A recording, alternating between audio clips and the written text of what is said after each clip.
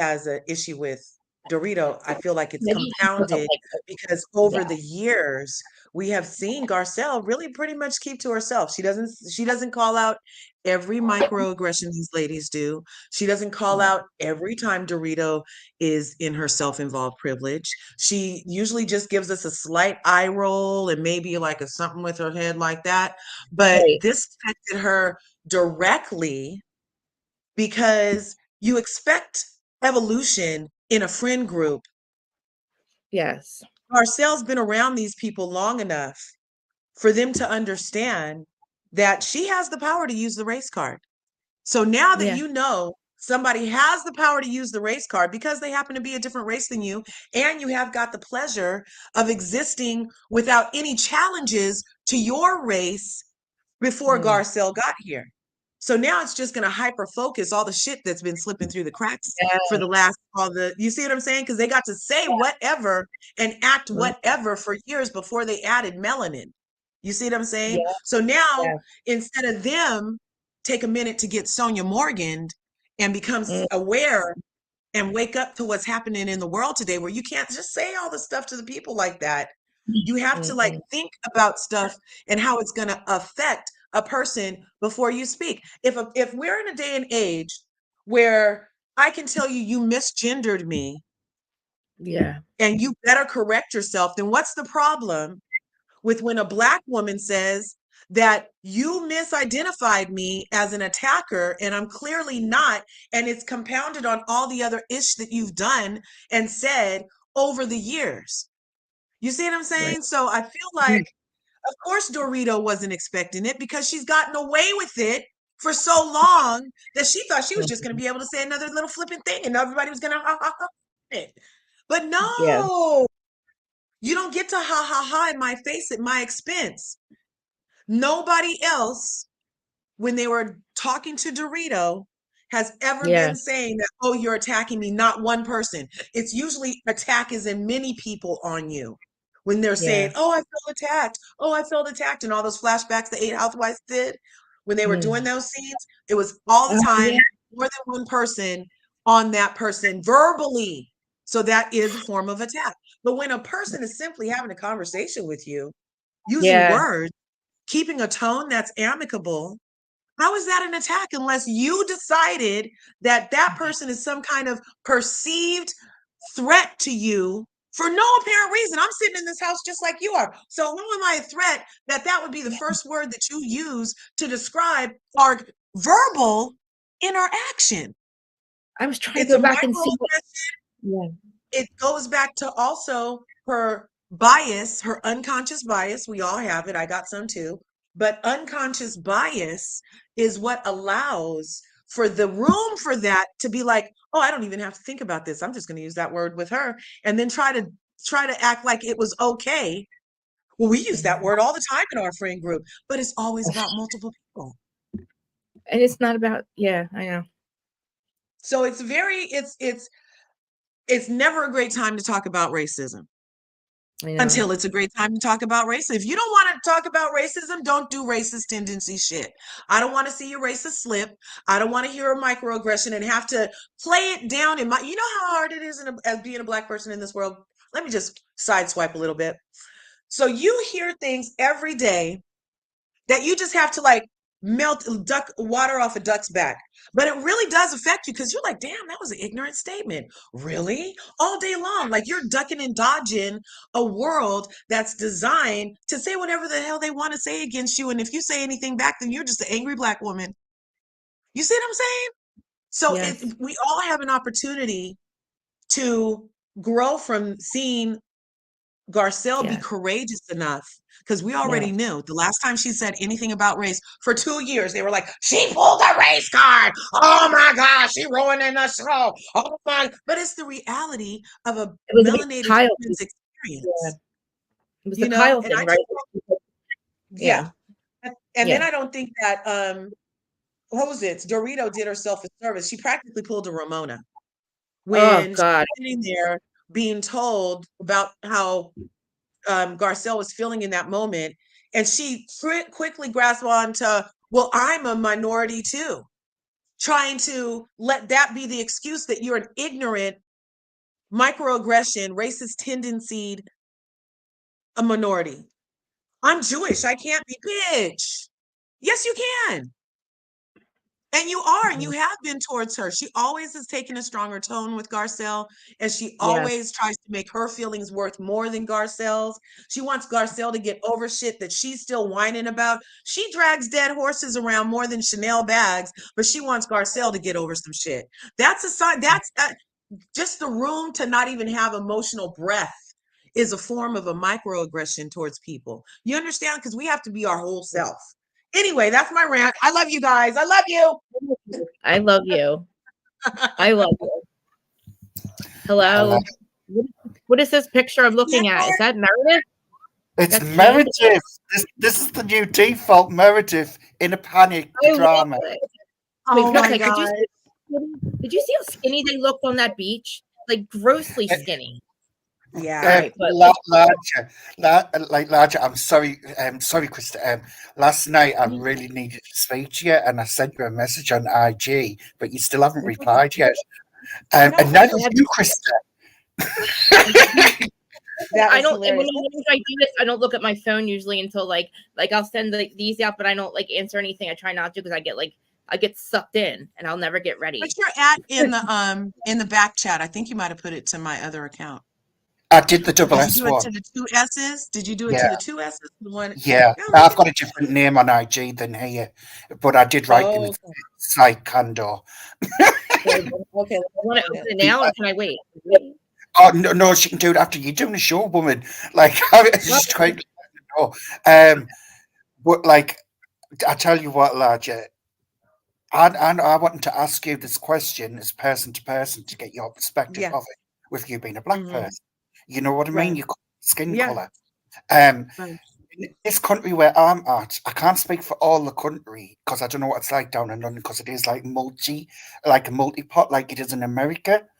But up here, I've never seen people treat people like any different. So I don't know. I need to get to know the perspective what it's like actually in America with people and how they behave because. One of my good friends who I worked with for years, and she still keeps in contact. She was her parents Jamaican, and she was brought up in Leeds, and she moved up here and married a white man. And they've got a lovely little girl, and I get on with the mother-in-law as well. We just like laugh and joke on, and it's not even mentioned.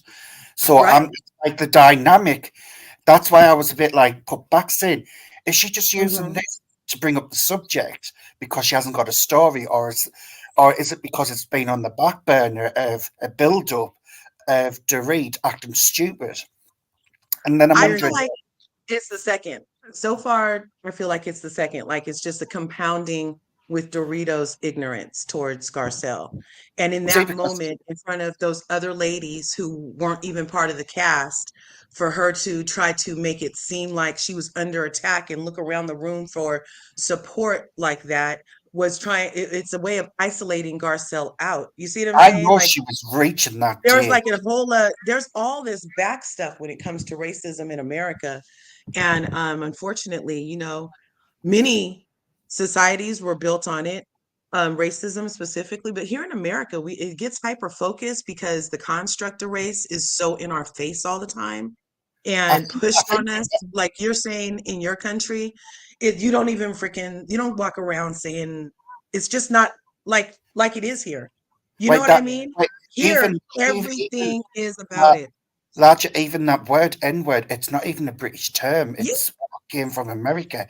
That's why I'm just like, why are they talking to people like that for? What is the big thing? I mean, don't get me wrong, Larger. Everywhere you get in the minority and majority, there is an issue with people, and they are racist, and I'm not blind to that. But like I'm saying, I will never understand why people have this big thing about people with a different ethnic group. It's ridiculous. This is a big world. I like what my girl on Dubai, Lisa Milan, says, out of many, one, right? No, out of one, many. Like we're all the same person, and these constructs is what's messing us up. But living within the constructs, you still have a responsibility to not say harmful, stereotypical things to people. I mean, you have a responsibility. Wasn't David from Morocco or something? Was she from where? Morocco originally. I don't know. I don't know. I can't tell her accent. I thought she was from England. A couple of years ago, she mentioned to me about Morocco or something. But honestly, Larger, that accent, what she does, is not an English accent. Take it from a Brit. Yeah, I can't tell. It's not an English accent. But I was just like, for Garcelle, for me, it would be like, Garcelle, if it was me, this is what I'd do. I think you're saying yesterday what I'd do. I called them out. You're right. She was born in Morocco. Yeah, so she should know better. Basically. She the thing is, like what I do, I call them out on the shit straight away. I do not let it fester up. I call them out and get this squashed, and that's what people should have been doing from the get go. And this, and do you know what it is? Do you know what it is in a way? I don't know if it was Bravo trying to make up a story, because let's face it, ladies, there's not a lot going on. There isn't on this show. Yeah. And not one of them has a story. And the one what's just supposedly have a story, which is Kyle, and no one wants to listen to it because we all know it's fake. It's piss poor. I just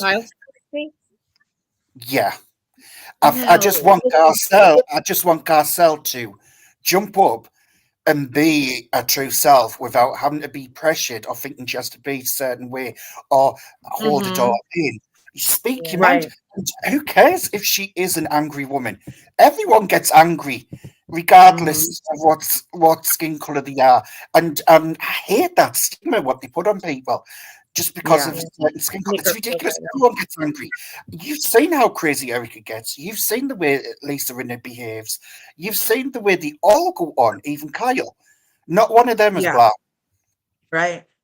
Even Camille, when she started. With her and Kyle going back and forth, it was so cut.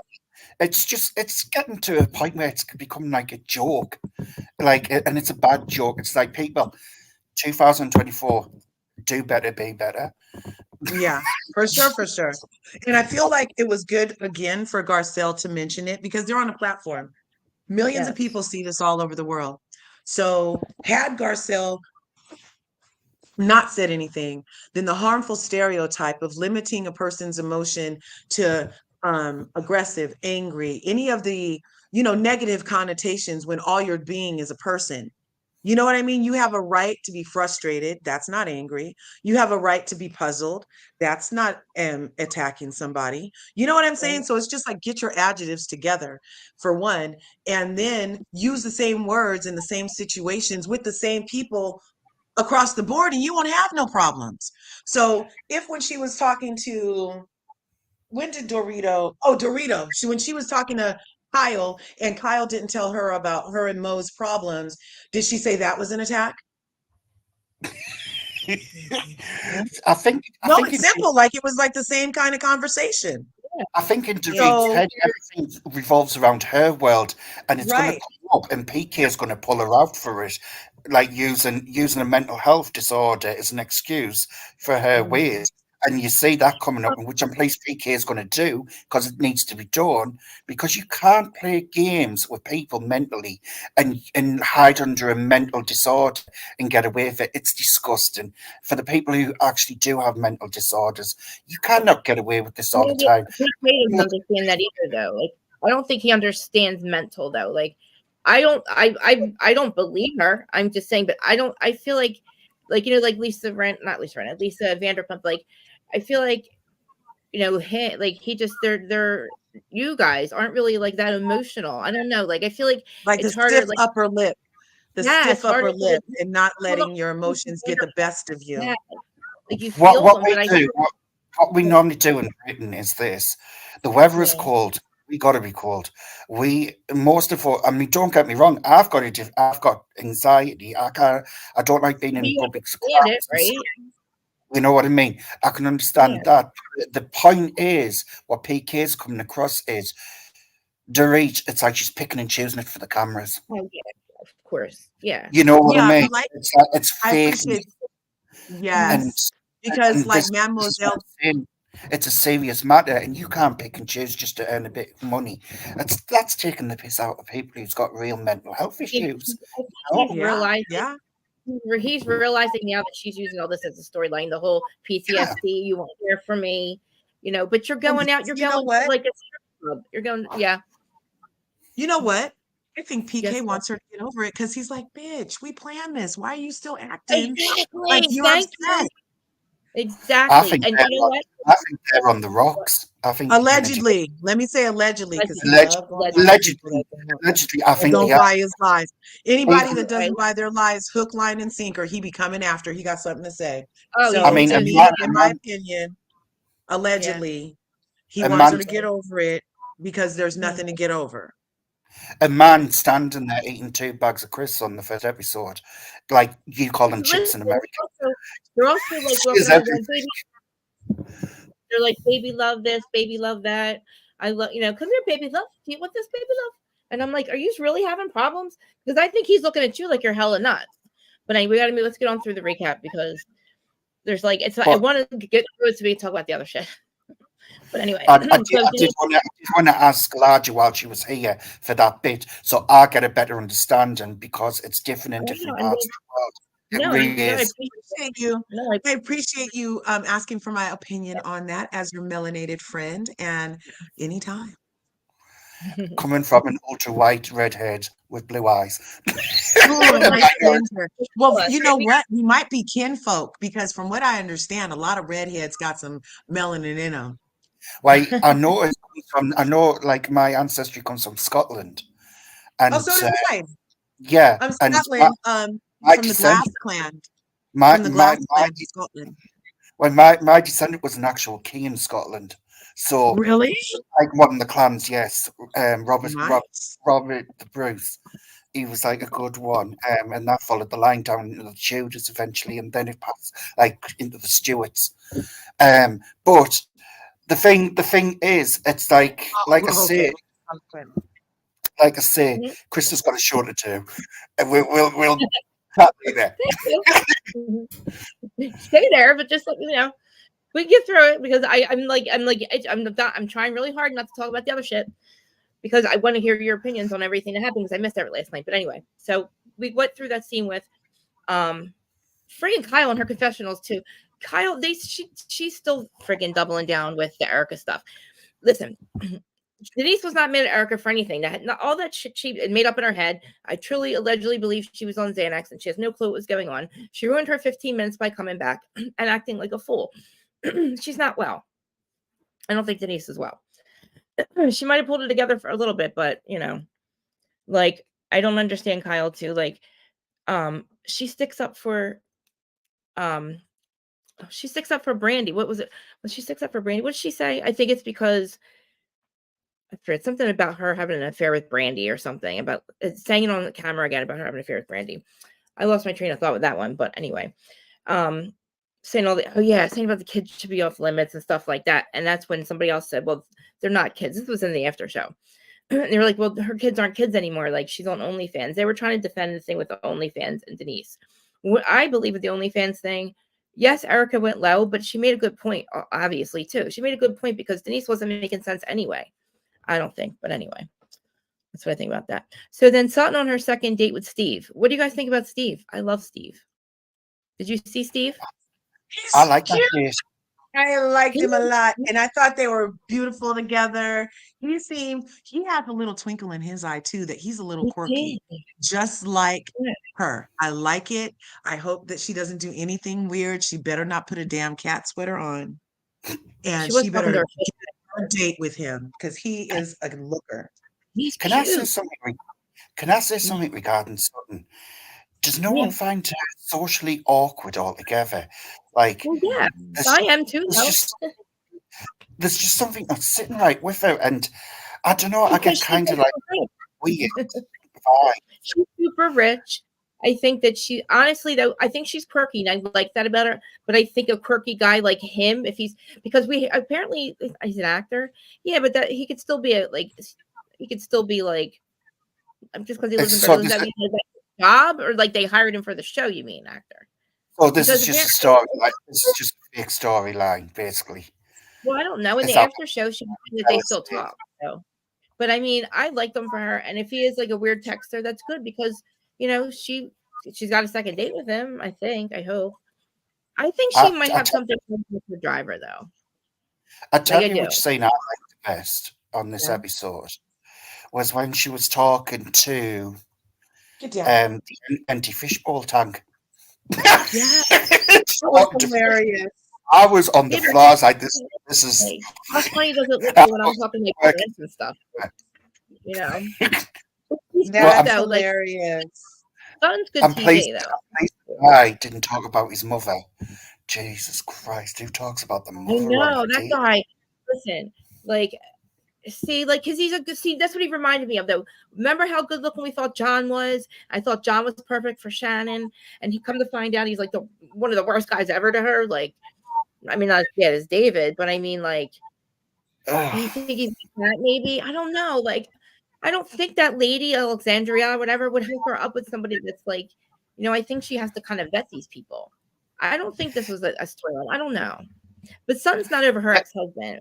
It's fine. to, But I to be mean, quite honest, even if he is an actor, I quite like him. I think he is attractive, and I think he it had a is nice for butt. Sutton. He had a nice And butt too.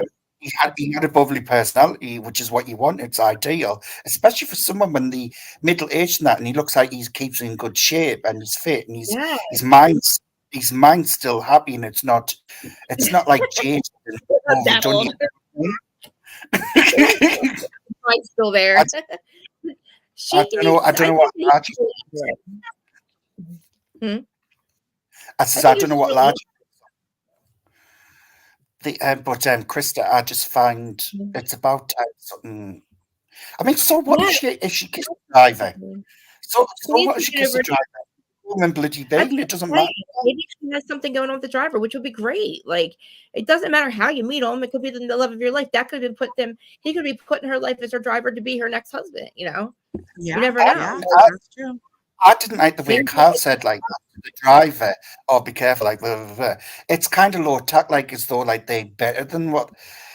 I kind of get kind of like superiority in this group. Oh, Like, Bill and Gates. Ew. it's Ew. ridiculous. Ew. Ew. No. What's new? No. What happened? Wait, what happened? But it should be with somebody like Bill Gates. Needs a man like Gross. a guy that doesn't even really have to work. Like No, somebody no, that's too. That well, somebody like retired though. Somebody yeah, no, retired. that's evil villain quirky. That's evil villain Yeah. quirky. She He's could like get I with, can't. she could get I with can't. Prince Andrew. No, we have to have a guy. Listen, but I I'm feel getting. like Erica, that whole Erica Denise thing, real quick. Yeah. Denise was sloppy. That was way sloppy. She should actually not be back around these women, I don't think, unless she's completely sober and in Yeah. control of her faculties. Because she didn't know who started what conversation when the conversation was had. She was all over the place when she would had her jacket on upside down. And I love Denise, but Yeah. she didn't. I thought she was going to come back and have her shit together. She Right. was still out of her body during that whole conversation when she needed to be in her body to engage the evil that's Erica. Okay. And then Needed to be Erica, she came ready. She had no intention of being nice and telling her that she jacked off to Denise anymore. She was like only trying to come for Denise's ankles because she feels over Denise right now. Like literally, like you used to be Denise Richards. Now look at you, and I'm Erica Girardi, and I'm getting off with this. I wish Denise would have dug in more about the 20 million, the earrings, because that actually frazzled Erica. She got more proper when she was, and that's how you know she was frazzled because she didn't lose control. She got more proper when she was like, well, no, actually, the courts, nope, nope. She sat up a little straighter because she had to make it look like she was telling the truth. If she would have I dug know. in there on her stuff after going in on my daughter having an OnlyFans and who gets paid more in $7 bundles, would have went in. And I would have told her how I've been watching the show. No, we haven't dissected nothing because you said you couldn't talk about nothing for 3 years and now you just want everybody to forget about it. So don't act like you're here being an open book because we haven't got shit from you. Nothing. And the other thing, LRGA Curves, is this. If she turned around and said that to my daughter, either I would have jumped up and strangled her, or I would have turned around and said, how's your lifestyle going now? Like, I would That have was said, at least a drink. She should at least got a drink thrown on her. I would have turned around and said, how's your lifestyle going on? How's your lifestyle going on, I marrying can't an hear you, old Krista. man? You can't hear me? Krista, what did you say? What were you saying? I forget. I forget. Yeah, I feel like Erica is too much. That was really vile. And because, again, I'm never going to bring up Erica ever no more in life without bringing up her son, Tommy Zizzo. I got his serial number for his badge. He was involved in an officer involved pow pow in 2017. And he was cited in 2022, it appears, because at the peak of the vid, he was not wearing his mask while engaging with public and got written up for it. Holla, Tommy. Oh, wow. See, and that's the reason that she never wants to talk about him is because he's just as corrupt as his dad. He's an Most LA police likely, officer. allegedly. Hello, when you call him instead of the real police, when there's a burglary, yes. like hello. when was this? Like you call him, huh? Like I was saying. Yeah. Oh, sorry, Chris. Like I was saying before, I would have turned around and said to her, how's your lifestyle going after marrying an old man for money and not being in love with him like you've claimed? And what about the court cases coming up, Erica? Let's dissect that. Denise wasn't there. Like, she wasn't even there that night. Like, she had nothing to say. Like, she didn't say anything back to Erica, really. It was like, because honestly, there's a lot that you could have dug into. Because, I mean, I could pull up Dana Wilkie's Patreon from 2 days ago and show you all the stuff that Erica's now involved in that's going to make her look guilty again. So this isn't going away. Like, what's going on with her is just getting worse. And it's probably Denise getting to Erica. now that he's competent, it's probably even worse for her. That's what I was saying. I can't wait because if he's competent, if he says anything incriminating about her involvement since she left him high and dry, then it's going to stand and she'll have to answer for it. And now that they're divorced, she'll have to tell on him, which will ultimately tell on her. Wait, she worked in his office. She still hasn't divorced. They're not divorced. She hasn't divorced. Oh, they're still not divorced? Oh, so she held on to it so she can't testify. It's weird. She doesn't even understand why. Like, why did you divorce him to begin with? Okay, if you didn't know, what did you divorce him for? Because to me, it looks like you left him at his worst. You know, he's shitting himself. Like, you left him at his worst, or you left him when he was broke. Like, what happened to, like, you know, all those vows that you took? Whether we believe him or not, like, you still married the man and spent all that money that was not yours. All his money. All of it. It was gone.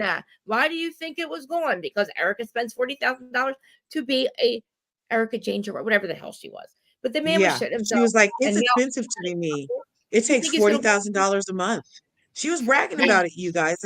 And that was all victim money. Do you know what I find funny? It takes 40 grand a month to look like a high-paid old hooker.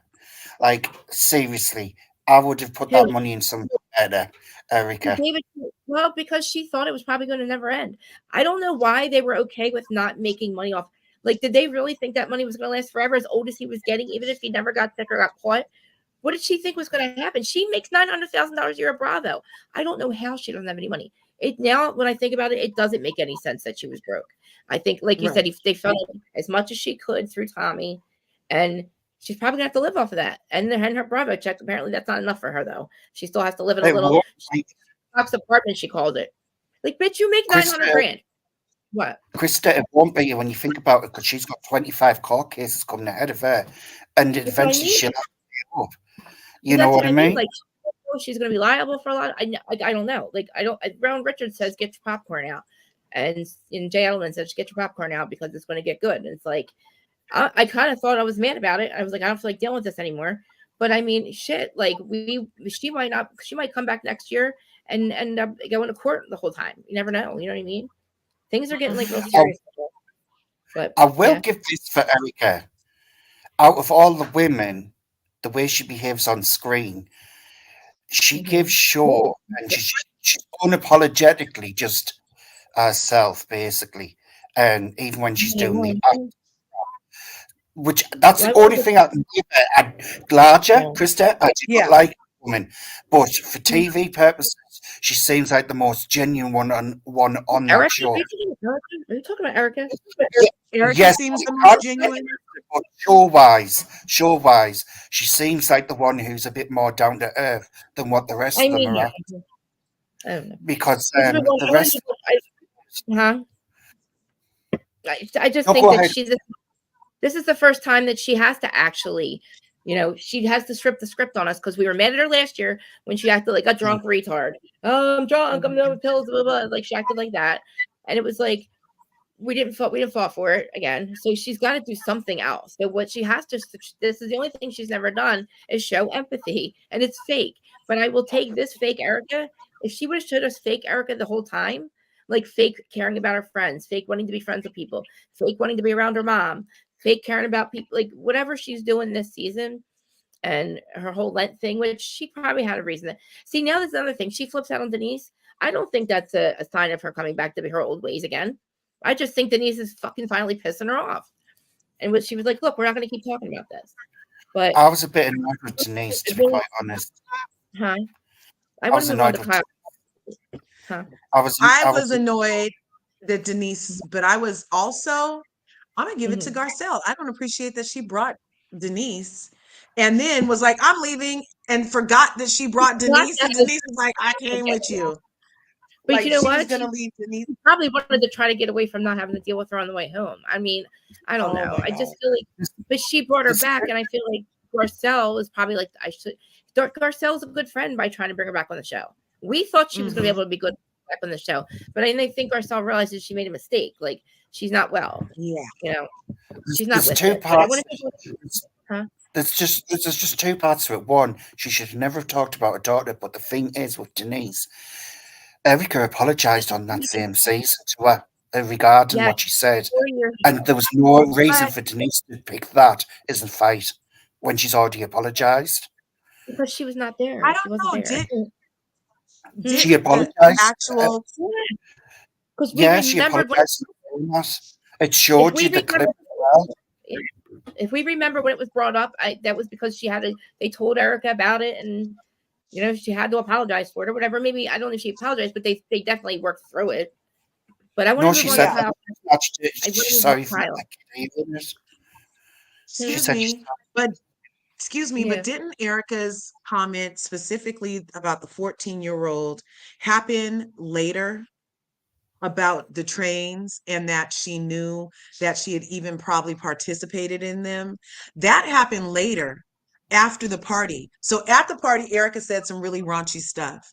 After the party was, I believe, when Erica, no panty wearing Jane, said that the daughter knew what a train was and had probably participated in one. That was after, I think. Can anybody, am I mistaken? Or was that all at the party that she said that? Because what I'm thinking is that if Denise was confronting you about what you said out loud at the party after I did talk about Aaron's huge peen, that's my prerogative. I could say stuff like that at my house. What I'm saying is I don't appreciate you bringing that to my conversation. But she also didn't know about it till she watched the season back that Erica literally said a 14-year-old girl was probably engaging in trains, liked it, and had been participating in it. You don't remember? I remember. What is trains? Talked about it. A train is when it's like a threesome, like multiple people. You just let them come through. A throuple or an orgy. Hi, Bianca. Hi, Sarah. Hey guys. Hi, Sarah. Sorry, that's how you say it. But listen, remember when I said last week about Kathy Kyle and how we said her mom? So there's a lady that comes in Reddit, somebody that knows the Hiltons, knows the whole family, knew Kyle and Kathy, big Kathy, and Kim growing up, right? So, and remember, I kept saying, I think she was saying how Kathy's mom was very abusive. I mean, Kyle's mom was very abusive to them, and that's been screwing her up her whole life. And then Kathy kind of took over for that after the mom left.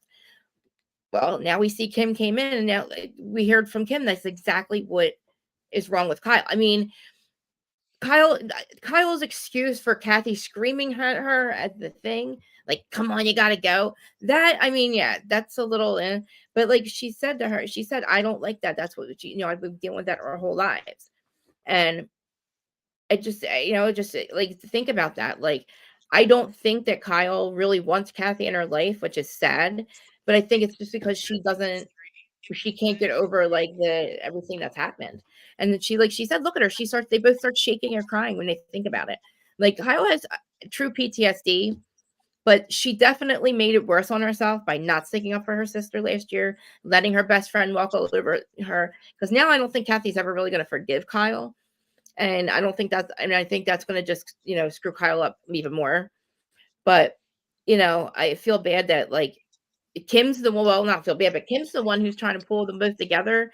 And, like Kyle said, like, you don't know the whole story, blah, blah, blah. Like, and Kyle also said on the after show that she wishes that scene wasn't even shot. So again, you wish that you weren't real with us on camera about honesty. Like, I've been saying that. We've been saying that. Like, obviously she gets very triggered by Kathy, gets very, yeah. I mean, I think that it's true. But I just also feel like, Kyle I don't know. Kyle makes it worse on herself. And then her husband doesn't make cool. it. I agree. I feel like Kyle's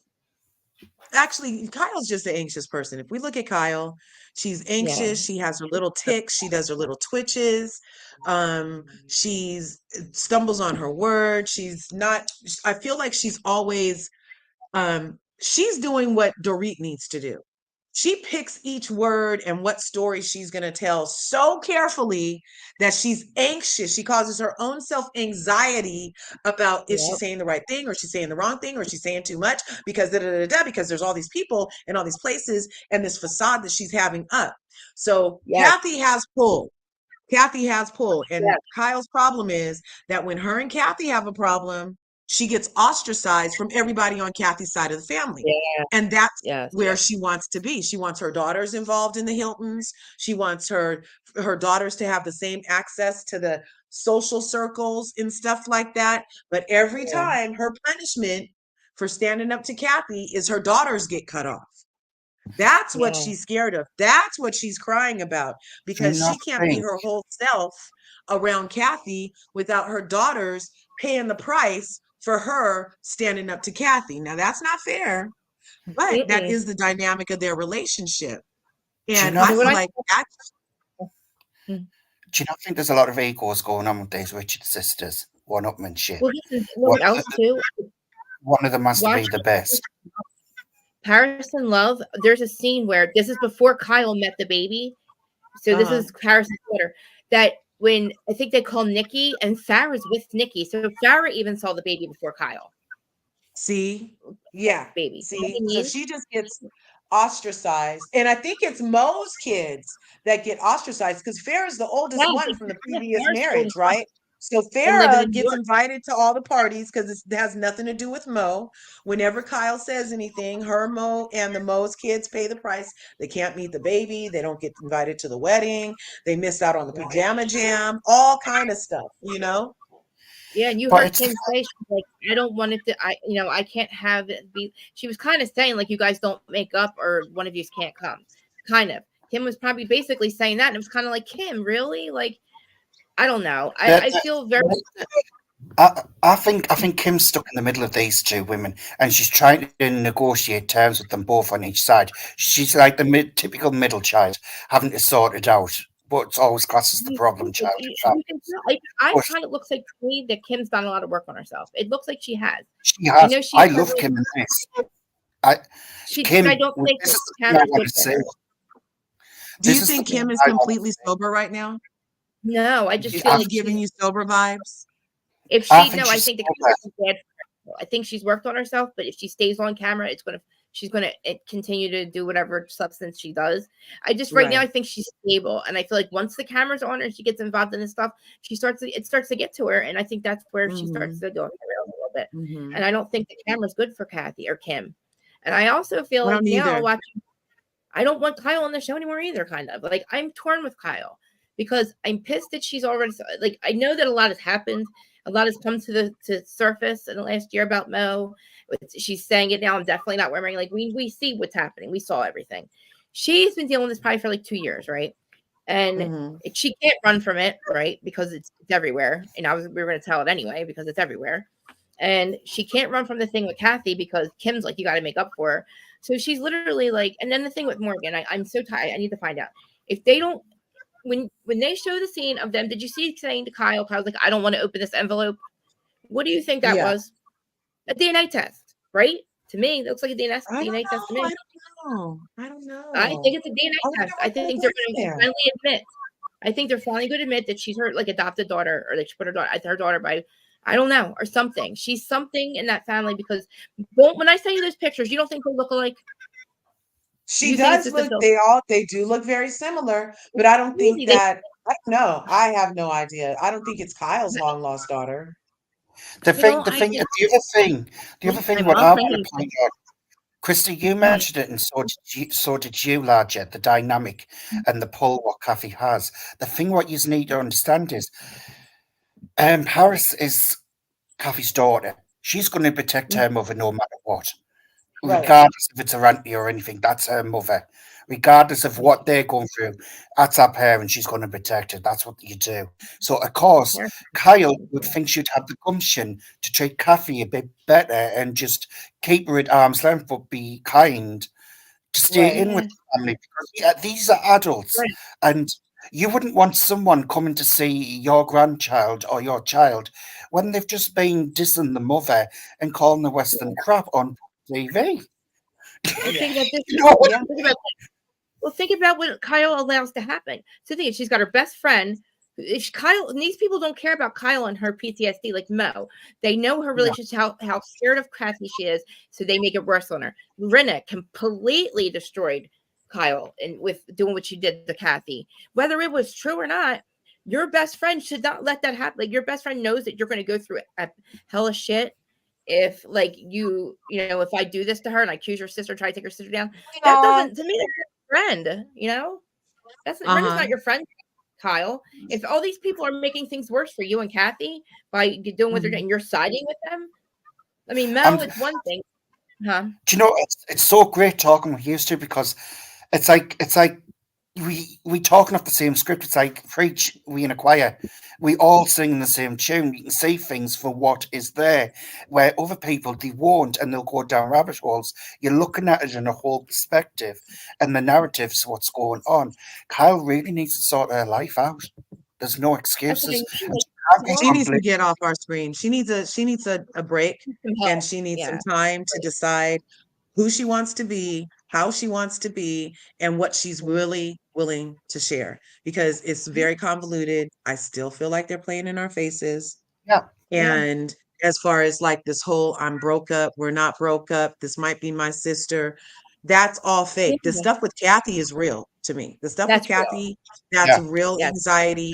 But I also feel like Kyle doesn't stand up to who she needs to stand up to. That's not Kathy. She needs to be checking Erica, no panty wearing Jane for at the end of last season, being like, I'm going to tell it, Kyle. I'm going to tell it. Remember? This is exactly this. Larger, you're saying things before I can even say them. Like, it's crazy how we think. It's just like, is this woman reading my mind? No, it's just like she does the same shit what Teresa does. Teresa lets her brother get destroyed. Her friends, everything. She even, she comes up with ways to like her minions destroy her brother. Like, and I know that Kyle isn't actively letting that happen, but she's not stopping it. Like you said, she's not sticking up to it. She should have shut Rinna down. Whether she agreed with it, whatever. Kyle literally picked the worst time ever to not stand up to her sister on camera. Kathy's never going to forgive her for that. If she already has issues with Kyle and treats her like the redheaded stepchild, then she's never going to really forgive her. And Kyle knows that. Kyle knows the easiest thing to do is to kiss Kathy's ass.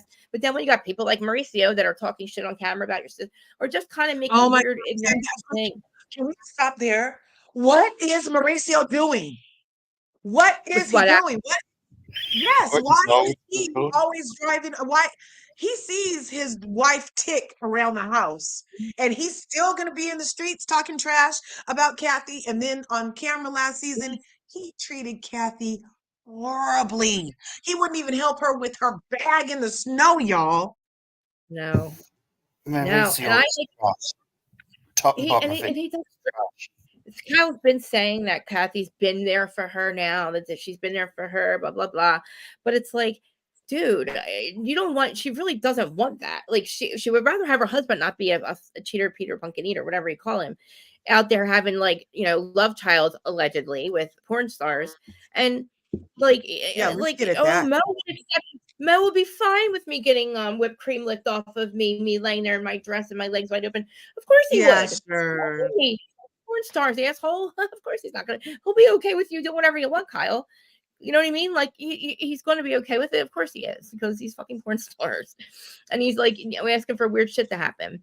And then you got that too. Like, imagine she's got to know about that. I mean, Aubrey O'Day says she knows about it, and she's completely traumatized. And I'm like, yeah. I mean, I agree. I just feel like I would be traumatized too. But yeah, I know. I just find Beverly Hills, they need to get some actual real rich women with personalities in this, what haven't got it isn't controlled by Kyle and a posse, basically, because it is a patsy the way they go on. And I would just love the day when they finally get rid of these thieves of this show and actually put the real money. And do you know what it is? It doesn't have to be rich white ladies, because we all know fine well Arabian people are the richest in Beverly Hills. They are the richest. And then you've got Asian people who are the rich as well. And like I said, there was Christine Wu, I think her name is, Wu, I think. She was casted for that show, and it didn't go through, and she ended up on Bling. She would have been a firecracker on that show and stood up to them all and put them in the place. Bravo just hit and miss with these women, and they missed out on Christine because she is wild.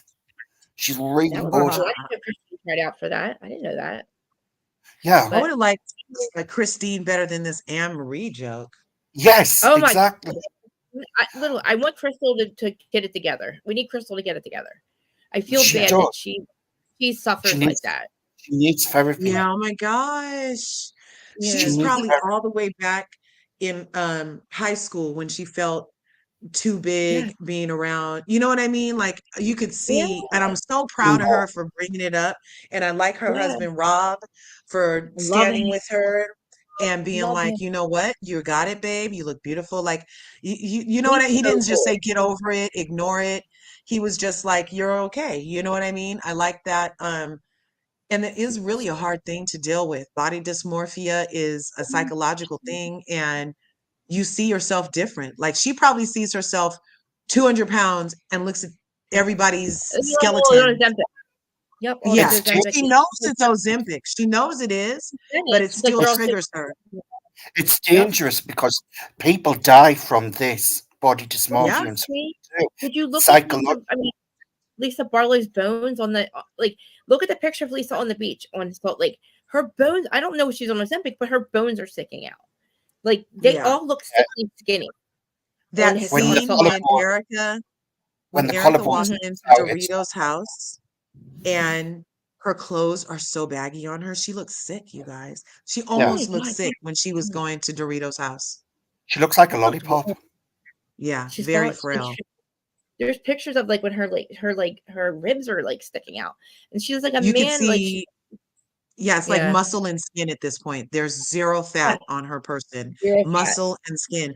And I mean, I'm still like, these bitches should be acting nicer, because nothing tastes as good as skinny feels, and all these bitches is mad.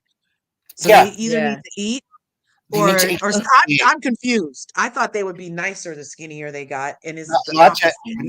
I'm going to tell you something. When I was super skinny when I was younger, I was so bitter and nasty and judging people eating a piece of cake in a restaurant. And the reason why is because I want the piece of cake. You know what I mean?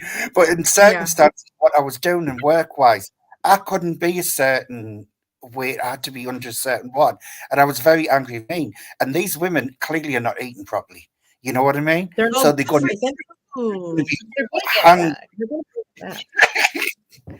No, So seriously, they'll when be you're on Ozempic, as soon as you stop taking it, it stops the system. It stops the process that it was doing for you yeah. to lose weight. So if you don't learn to eat right, you're going to gain it back. Like I just gained back 30 pounds in the last year because I Mm-hmm. literally I wasn't on any kind of diet, but like I just thought that I was okay, and I just started eating everything and everything. I literally gained 30 pounds, and I Mine was a mean 2.5 I super J. almost thought That's what about I. going on. I went to Yeah, my dad. body I said, Dad, dysmorphia is real. yes, Isn't that what because very Karen real. Carpenter, rest in peace. Karen Carpenter, wasn't she Um, literally wasted away in front of us thinking she was fat. She died Yeah. thinking she was fat. There's a yes. famous girl on YouTube. I'm forgetting her name. She's been on for years, and it is like looking like a corpse. And this is her life and what she does on it. And I'm just like, oh my god, why hasn't someone taken it off this and getting her the help what she actually needs? Yeah, yeah. So there And was an it's not accident. just weight, body dysmorphia, um, it affects like how Michael Jackson ended up so light. People say it was Yeah. vitiligo, but they also say he was dysmorphic about his color and thought it could be Oh, easier. So it's not just it, you just spend time worrying about the flaws in your appearance, but oh yeah, beauty's in the eye of the beholder, you see. it But is. do you know what the thing is? Can I point this out? No one is perfect. No, Period. It I doesn't matter mean, like, how much lipo you get, how much Botox you get put in your face. The thing is, people, the age when they get older, age gracefully. Don't do it stupid. You can't compete with teens and early 20s. That's the youngest you're gonna be.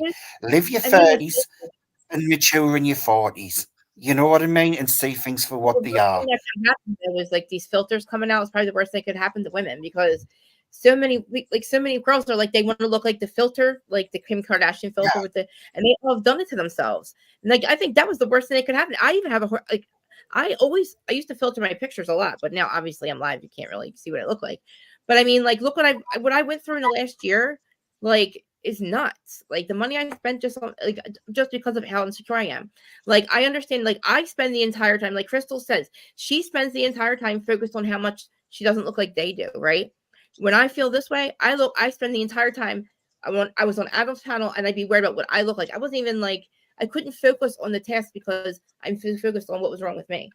Like I completely understand which how she feels. That's why when we you're go to under New York, pressure. I hug. Huh? You'll What? have been under pressure as well because there's loads of eyes watching you, and that'll have made Well, you feel even 10 it's times more paranoid. not as bad as it used to be. Like Adam used to freak me out because he would say the number of people watching, but still, what do you think I do for 6 hours before I'm on here? Like I put everything on. I do my face, like, and I'm sitting there and I'm like, oh my god, like she's not faking that. Like she's definitely not. I get it because I do the same thing. And like I look at her and I'm like, she's perfect. I think she's beautiful. You know what I mean? But like, it doesn't matter. And There's usually, like beauty's no maybe older. Huh? no such thing as perfect. Look at Bella Hadid. She had to get surgery. It's also like it's all in our heads though too. It's not like we all. I think everybody's beautiful, but like, and then I pick myself apart. Like I It feel that's why when is. I don't like on Lake when they're all screaming, "You're ugly, you're fat," and this, that is annoying to me. I mean, I don't like like you're ugly, you're I, fat, like whatever. Like like I don't want she to do the really come by our I don't want to do the come by our thing, but the thing is, why can't people embrace their imperfections, what they think are which is imperfections? Because it's what because of makes you. Hollywood. Who wants to be a clone and Barbie in a factory along with other Barbies? Who really wants to look like that?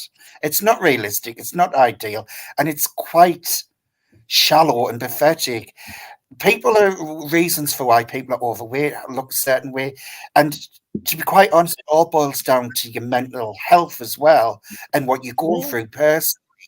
And that's what's the triggers. And I don't think media helps it with what they put up as doesn't. ideal as perfection because Right, right.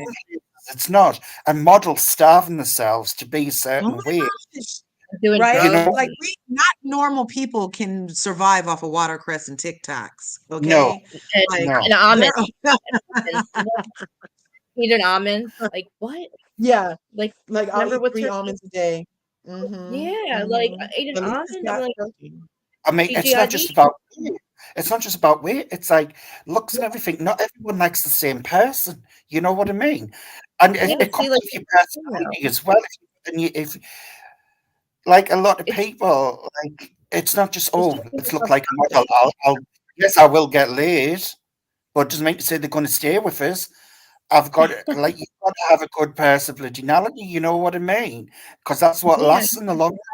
Beauty yeah, fades. but see, we know that though. But like we all that makes sense and everything. But like that's not at the moment. You don't. That's not what I'm thinking about. Like it's just like it's something I had to work on. But like not everybody can sit there and just think the way that we. You know what I mean? Like yeah, we know that's true, but that's hard to just walk around thinking like that. Like I Do you don't know the know. other I day, feel like Krista, the huh? other day I was sticking up for you when that troll was on, and he was trying to pull you apart, saying I about your know. looks and stuff I like was that. trying to ignore So it, I but dragged him like hard. hell because there's no need for it. And this is what I mean. It's that kind of pathetic, But the childish thing is behaviour what has that like people doing in the things to themselves, and beginning, the it's shit wasn't bothering me. And the end, the stuff they were saying in the end was what bothered me.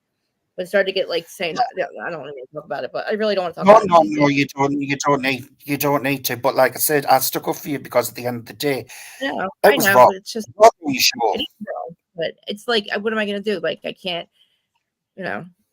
Was trying to block This them the hardest I could. I could not get to my Facebook fast enough, but what the thing unfortunately, is, Krista. Krista, do you know what the thing is? You what? didn't need to do anything. That person was showing themselves up in the chat acting Yeah, like I a know, child.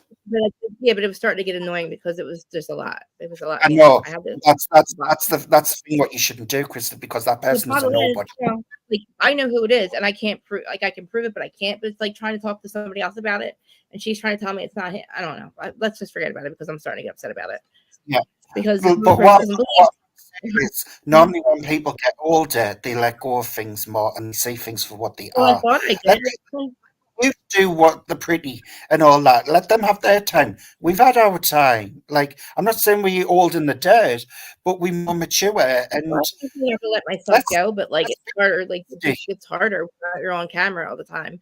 Like I would sit Just there and be just be like, "This concert," like I don't know. Also, I did a lot of drugs at my like age up until a couple of years ago, so it's like I was starting to age from that too, and I could I see mean, it, look at and I was, we hear you watching you and larger for a huh? reason. We hear you watching you and larger for a reason coming over. I told you before, if I can get over, I will come over. Just You know what I mean? And that's why we prefer the war because I there's love the parts of respect. what we relate to. You're seeing what we're seeing as an outsider on these shows. You're actually putting your heart on your sleeve, showing your true self. And larger when Well, she goes into her thinking and stuff like that. That's when larger is showing her true self, and that's yeah, what connects people. Your humanity. That's what it Yeah. is. It's not the fakeness. It's not like let's put on an act and act like we all care about each other. Let's be our real selves, and we can talk and disagree and have different Right. points of view, and yeah. be adult enough to do that. I feel like I'm glad that you came back. Like I'm glad everything's. I wish you would do that what you're supposed to do with the other surgery, but we don't have to talk about that now. But I'm Yeah. kind of, I'm worried why you don't want to do it, but I mean, or why it has to wait. But no, I appreciate you coming back because you always do. Like you do put things in perspective, and I'm glad that you're back. But It's I need you guys like now. Listen, but I want to end the podcast with. I want to end this part with Beverly Hills because I want you guys to tell me what happened last night. What did I miss? What did I miss on that panel? You know Hold what? Can on. we just do before we get off Yeah, yeah, it? Cesara came yeah, in from my yeah. and she's on both of our channels right now, and Yeah, she go ahead. was really wanting to hear about the Garcelle part. Oh, go ahead. And I was wondering what she thought about the Garcelle part because we talked about that earlier, Yeah. Cesara. And did you feel Yeah, go ahead. our have you been catching the comments on that? Like so many people are like, "Oh, she's pulling the race card again," and Garcelle is the problem for bringing it up. And of course, Dorito doesn't have anything to be sorry about. It's just a word, and that Doritos not responsible for Garcelle being triggered. But contrary to that, then Garcelle is the responsible though for Dorit being triggered. So it's just weird. It's just so weird. Yeah. So I would really love to know, as a viewer, what did you think? Like, I don't know. I feel like I already did a whole harangue that I love that it was brought up. I feel like there's no better time to talk about racism than within real time, because then it gets lost. So there wasn't a better time to, you said I attacked you in front of these hoes. So in front of these hoes, I'm going to check you, because I don't want them leaving feeling like when I talk to them, they're under attack because we're having a normal conversation. You know what I mean? And I feel that she was really courageous for that. I did not appreciate when, look, they say we pull the black card and Dorit pulled the Jewish card. And she only did it to make it okay that she had said something that utterly offended Garcelle. And so it was supposed to negate that I can offend you. I'm a minority too. I'm Jewish. There's no possible way I could ever offend anybody in the whole world, because look, and that's not the case. So that was my take on it. And I feel like people should give Garcelle a big break. I've just pulled up Zara and Lori. Right. So the floor I is can't yours, wait to hear guys. what you guys. Whoever wants to go first, Zara. Can you guys hear me? I hear you. You hear me? Lori, you're there? Yeah, I'm here. Zara. Where's Zara? Zara, are you there? Zara, is this your first time up? Because I've never seen a camera on there before. That's far away though. Hi, can you hear me? Yeah, I can hear it, but very faint. Very faint. All right, let me see if I can play with the microphone setting slightly, because this is a new computer. I'm not used to it yet. But if you can hear me, basically, my feeling was watching it. I think they met to discuss this. You guys hear her now? You can't hear? Hello? She said that what I heard her say is that they were meant to discuss this. Yeah, can you guys hear it? If you guys can hear it, okay, I'll just leave it the way it is. I can't hear it.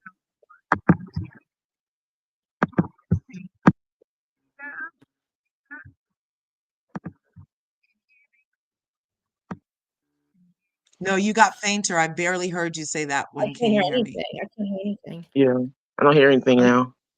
I don't hear anything. My mother ears are kicking in. What'd you say in the other room? Try going back out and coming back in, like dropping out and coming back in, because it just sounds like your mic like muted or something. You're not muted, but far away or something.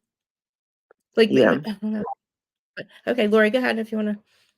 Okay, so when you were talking about it, I was so busy and I didn't want to leave Larga up here by herself talking about it, because I feel like the Black perspective in America is there's so many different ways to look at it. So many, everybody experiences it differently from their own side of America. It is ingrained in us. Racism is ingrained in us. We're raised with it. It's taught in our families. It is taught in our churches. It is taught in our schools. And in some ways, we don't even realize it's being done. I'm scared even now, because even kids right now, like I was visiting my god kids, 7 years old, and one of them said, I forgot what we were doing. And the question he asked, is he Black or is he white? Like what? Like what does that have anything to do with it? But it's in their perspective as well. It's sad, but it's ingrained in us here in America. That's the first thing. Going to Dorit, she chooses to be ignorant. And that's why I'm kind of done with her, and in the long run, as it relates to Garcelle. And I understand Garcelle, and I understand what someone said before. Like, you don't like me, I don't like you, but I feel like Garcelle has given her chances. It's one thing, like we all have a friend that's long in the tooth. I can be long in the tooth as well, but not long in the tooth. I'm sorry, long-winded, excuse me. But I feel like with her, Dorit, it's proven she doesn't listen, because she didn't even absorb what her friend Erica was telling her, and that's also my problem with Dorit. But yeah, that's all I have right now because again, I'm kind of all over the place in my head. I Okay, totally Zara. get what you were saying, and I co-sign on all of it. It's unfortunate that as the receiver of historical racism in a country, you also get hyper focused on what's been hyper focused on you. So you're right, we don't have a Hmm. choice. We live with it every day. And I did mention that earlier, like being a Black person in America, you're constantly having duck feathers where you just have to let go of that microaggression. You have to let go that you were in the restaurant and the people, everybody got their food. Everybody got their food. I've been here longer. Where my Right. food? You know what I'm saying? But then when we say something, oh, you can't pull the race car. They like, it's just crazy. It's crazy Yes. and it's tiring and it's a chore, and we shouldn't have to pick up and then educate your ignorant, willfully ignorant ass, because your other friend did just try to throw you a lifeline, and you could have easily been like, oh, well, if she even said it, I might need to STFU. But no, she refused to even try to understand what the Yeah. other white lady was even telling her, and digging your heels in on ignorance and then acting. And now today I heard that she's refusing to apologize. She don't see nothing wrong with it. She thinks Garcelle owes her an apology because she's getting all of this backlash that she would never have gotten had Garcelle not pulled her coattail, you guys. That's even But more see, freaking racism. and that's the thing, and the fact that she's upset that she called her a Karen, girl, that's the definition of what you just now said. Like you, Right, like everything you're doing is what Karens do. Like, right. and the thing is, I don't know if Dorit is just dumb because I think someone said that she was from Morocco, or I think She her is. mom She is was from born. Her name is Rachel, and she was born in Rachel. Morocco. Yep, she Rachel. was born Wait, in what? Morocco. Rachel. It's the Yep, Rachels. It's I the just Rachel. yeah, It's it's the the her Rachels. and Rachel Levis, right? Yeah. But she was born in Morocco, Her name. But didn't and was she raised in Connecticut? I thought there was a Connecticut connection, isn't there, her with father is Dorit? Israeli. Think so. Yeah, her real Sounds name. familiar. Oh no, wait, I'm sorry. Her mother Rachel. I'm sorry, it said her name. Her mother Rachel was born in Morocco. Her father Shalom is in Israel. It says her Okay. accent is from Where was nowhere. But where was she was she born? raised in Connecticut? Like she was born in Morocco. Was she raised in Yes, it says Connecticut? Connecticut to Israel parents, Shalom, Israel Mid-Eastern descent. She was raised in her. She was raised. It's a big article, you guys. So for She's a those that are cancer. not from America, she, I think she did. and that also explains something about her personality. For those that are not from America, like if I Woodbridge, understand she is Connecticut. from a, I'm sorry, go ahead. Woodbridge, Connecticut There you go. is where she For, was raised and born. for those that Right. not from America, I feel like, and for her to pull the I'm from a minority group, like, but you're in America and you look like a white girl, like, so it doesn't even matter that you're from that marginalized group here. Because right now you're even still pulling your privilege and even being able to say that to me and look the way you look. So Mhm.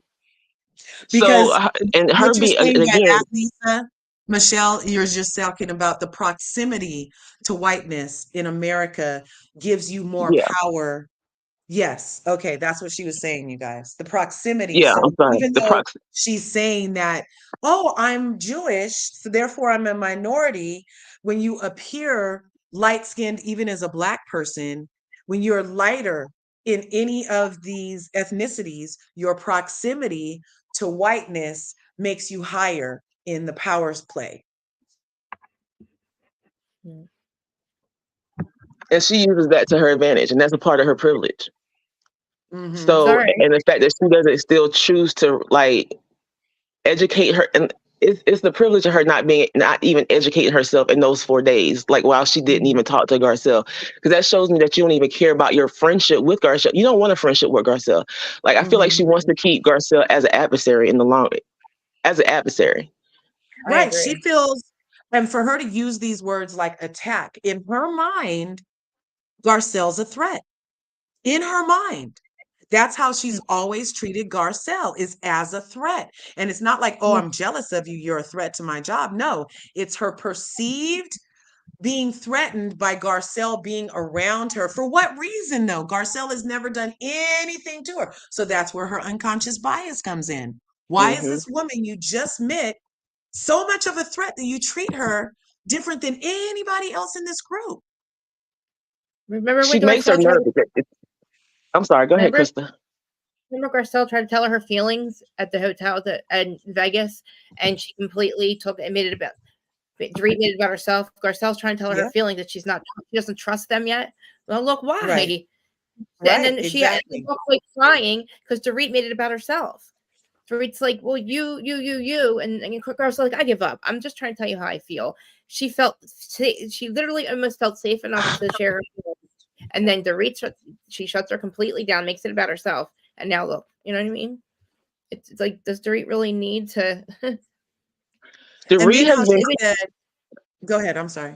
No. I'm just a thing about Dorit. I feel like Dorit is used to being around the cool girls, the like being a cool girl, and it baffles her why people love Sutton so much. Like why people go up for Sutton so much. Because even when she said like Sutton's awkward, like yeah, she's kooky, like she's awkward, but yeah, that's what you love about her. Like that conversation happened in the after show. I don't know if y'all watched the after show, but that's happened in one of the after shows with her and didn't Dorit seem like she was Dorit? I thought in the after show she was taking responsibility and apologizing, and now she's not. I guess. She's now. Is that what?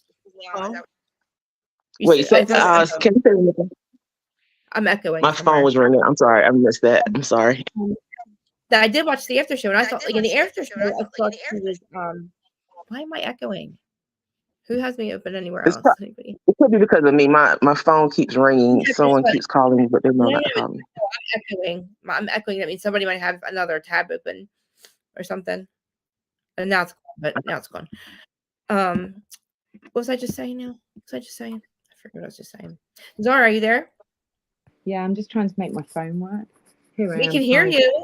Finally, we can hear you. Hi, Zara. Hi. Hi, everyone. I've got a sort of similar and yet different opinion to you guys. Obviously, I'm a white lady, and you guys are talking from your own experience and perspective as Black person, and that's actually the most important experience here in this conversation. But what I wanted to say is, I feel like I've kind of been around this a few times where we've had these kind of conversations in real life, and very often I've noticed that white people get really offended and start trying to center it around themselves and say, well, I don't see it that way, and I don't this and I don't that. But the real thing is, we're talking about Garcelle's hurt in this situation, how it made Garcelle feel. And I could literally see the fatigue on her as she was trying to say, look, this is how I feel. It triggered me. It made me feel like this. It doesn't matter what Dorit thinks about that, to be honest. Garcelle is her friend. She just needs to listen to her and accept what she's saying is true. And that's my real feelings on it. And I think Dorit is a person anyway who struggles with empathy generally. She always tries to make everything about herself. But I think people who aren't even really like that generally can be like that about race issues because they feel like they're being threatened, or they don't want to be a racist. Most white people do not want to be racist, but they are a bit sometimes anyway, because of growing up in like this, mentality, this hegemony where, white people are in power. And it's very different in Africa. It's completely different situation, but definitely, especially in America, whenever I've been there, I've noticed it's even more strong than it is in the UK. But I would say I've noticed this trait with white, and I don't like it. I think if it's your friend, listen to them and believe them when they're telling you. Why would she bring it up otherwise? No, and then why is she not believing her friend? Even so, like, why are you not? Yeah. She's doubling down on it. That's making me like, why you're doubling down on it? Even if you didn't agree, you don't understand your friend. You don't feel for your friend. I feel like with Dorit, she doesn't listen. Yeah. But I want to speak to Garcelle's fatigue, the fatigue that you probably saw on her face. And again, I don't know, but I could just think about putting myself in Garcelle's shoes. The world is watching. Yeah. And black people, black women are watching, and black people, black bloggers, black people, we will tell you real quick, I would have done this in this situation, this would have been me. And I feel like that fatigue was I can hear my ancestors and their people, like us Right. behind me, to Yeah. like with their opinion. I feel like that was the Yeah, you're fatigue under in a lot of her pressure. statement. I don't have to educate you. Really zero in on all of that. It's not my job to educate you. It's already out there. But do you feel like, because I think this, and I'm not black, but it's something, I've got a lot of black friends and half my family's black because I'm married a black guy. But being around black people, you kind of see certain things, and I see things very differently over the years, more and more. Because I'm observant, and I like, I like people, so I'm, very social. But do you feel as a black person that it seems like everybody thinks that you have to be an expert on all things to do with discrimination and race, and also that you have to be a spokesperson, an educator, and everything else for the whole world? And it's not your responsibility, really, at the end of the day. I feel like for me, it's not my responsibility, but I do have white friends. I have one of my closest friends here in Atlanta is a white girl who is married to a black man. And I do have to educate her on certain things because she feels comfortable enough to say certain things. And if it's me and her, it's one thing. But if another white girl that we don't know and you say that, I'm like, wait. Yeah. Mixed company. Like we're around mixed company. I need to teach you that word as well. And so I've seen that. Even in myself, I don't mind teaching it, but in the same conversation, another white woman who I thought I was close with at work, but she wanted to test me. And I realized you're testing me around these white people because you think we cool. You know what I'm saying? Yeah. So Yeah. and that's one of those moments. I'm like, I don't have to educate you right now. It's not my job. You should have known, but and it's a fine line to walk. To understand. I get it. You want people to understand, but it's a fine line that I'm sorry, I just want to finish this statement. I apologize. It's a fine line that we have to walk, especially in America, because there you might have an ally or someone you think is an ally, but they're also an op and will use you as an opportunity to move themselves up, or and there's so many layers to it, and I'm not great with words. I'm going to leave it to Larga if she wants to go. She's great with words. I'm going to leave it to Larga. I totally feel like, okay, so you're right. As being a black person, when you do get cool white friends or other race friends that feel comfortable enough to engage in a racial conversation with you to edify their own ignorance, I don't mind that. I not too many just random people come up here and are like, well, how do you feel about the black and white culture? You know what I'm saying? Right, but so it depends on who it is. And I don't have a problem. I love, hey, look, the only way we're going to heal this cancer is to laser focus on it, to break it apart so it can be diluted and expelled from the human experience. However, if we continue to put buffers all around it and pretend like it doesn't exist and allow fragility and defensiveness to come in and thwart our attempt at healing this fucking cancer, then we're going to keep on. It's going to be another 1,000 years before anybody gets shit. So 100%. I don't have a problem calling a spade, calling a racist, telling you your slip is showing. I don't have a problem with it. What's going to happen though is after I say some shit, you might want to go examine if you're part of that. Exactly. But that's what you were saying about Dorito. Her refusal within 4 days to even examine what her white friend said and what her black friend told her. And then to bring her own ethnicity into it when it's really not relevant. And how she needed to go rest after being called what she is. I know. You see what I'm saying? Like, that's the tiring part. That's where like, I was at. My temperature was going like that the whole time. The whole time. It was just getting from bad to worse to even worse. I couldn't believe what I was seeing. I thought it was such a great opportunity Yeah. to do exactly what you're saying, really, Larger. And it was such a fantastic opportunity. And we've had these a few times on these housewife shows. A bit like the And I feel like Tomac it always gets lost though. colorism I feel stuff. like nobody really wants to take that bull by the horns and fuck it. Nobody really Yeah. wants Needs to. to be They done. all just have the red cape and are waving it in front of the bull, pissing it off, and then they run and get in the stands. And then we as viewers are left with all the stuff that we have to deal with in real life that we put out here for the masses to consume. And we have a response. I feel like these platforms have a huge responsibility to not engage in harmful stereotypes for any ethnic group, for any people group, for whether you're a woman, a man, or other.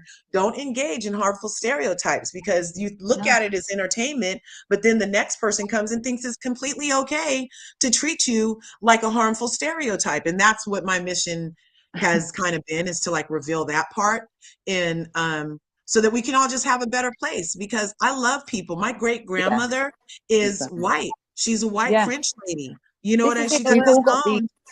She got these disowned mixed by families. her white Mhm. family for loving a black man. And Yeah. so I understand personally that out of one many, and that my current experience is in melanated skin that people see first and treat me Of course. that. You know Mhm. what I mean? But I Yeah. understand that there's love everywhere, that there's compassion everywhere, there's empathy everywhere, no matter what color you are. But you have to Exactly. choose to engage those energies and those frequencies. And a refusal Yeah. to do so means that you might not need to be on my screen. You're Yeah. triggering me the same way you triggered Garcelle. I'm triggered, Dorit. I shouldn't have to watch this shit for entertainment. It's not entertaining. There was a moment where I was kind of furious at production as well in that whole exchange. And that was when Dorit was saying, I call everyone aggressive, right? Or what was the word she used? Attack. The Yeah. word attack. I Always use say that word, attack. Yeah. and then they went away and put together this like clips Montage. of where they'd used it for everyone. And I thought, it doesn't matter, it hits completely differently. We've got this stupid stereotype about black women and we're trying to smash it and hit.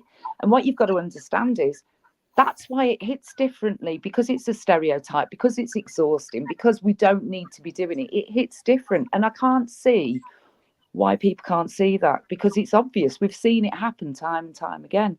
But This is production came and this did is that, and I was like, you are something The else. eighth housewife also showed us something I was saying earlier. When the eighth housewife did do the flashback to all the times the word attack was used, it was Right. in a group setting. It was a number Yes. of women Mhm. talking to one person who then said, I feel attacked. So they were actually proving Yeah. Garcelle's point to me, Yeah, actually, because right. they were proving that the only time the word is ever used is when it's multiple people attacking one person. This was a one-on-one conversation, therefore it didn't match Dorito.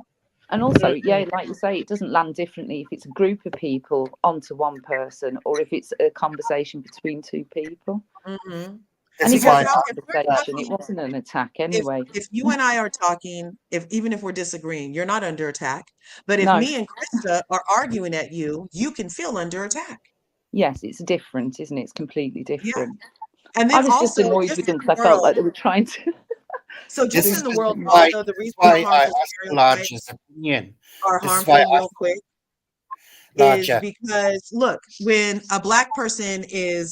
um when a black person is seen as a threat, we literally get pow-powed with our hands up, Mhm. complying, walking away, because we're seen as threats. We Doing literally normal get things as we well. literally Not get judge, jury, and executioner on the spot, because people can say, oh, I feared for my life. Oh, I was afraid. Oh, this, oh, that. yeah, You can be walking away, whistling, minding your own fucking business, and your mere existence threaten this person so they can shoot you in the back. I'm sorry, they can pow you in the back. So that's what I'm yeah. saying, is that it's harmful, It because was extremely just harmful. regular schmo people, that man Ahmad, he was running through his neighborhood, and those people felt Oh, entitled I to know. protect themselves from a person running through the neighborhood, not even in their That's vicinity, right. and they got in a truck and went and got him, you guys, because they have a right in this racist society to act on feelings that are untrue, that aren't even proven. And feelings aren't facts, and you know, feelings aren't facts, and this stereotype, the more we perpetuate, like you say, it's actually got huge real life consequences. Very And huge. it's not just I feel a bit hurt because I feel like you're saying something about me because I'm white. It's not that. It's my job. It could be under threat. My life could be under threat. I'm seen as aggressive in healthcare settings, so I don't get the same level of healthcare. Yes. I'm out on the streets, so the police are going to more police me than anyone else on this street because I look the way I look. And then when I get to court, I'm probably going to get longer in jail because I'm seen as more of a threat.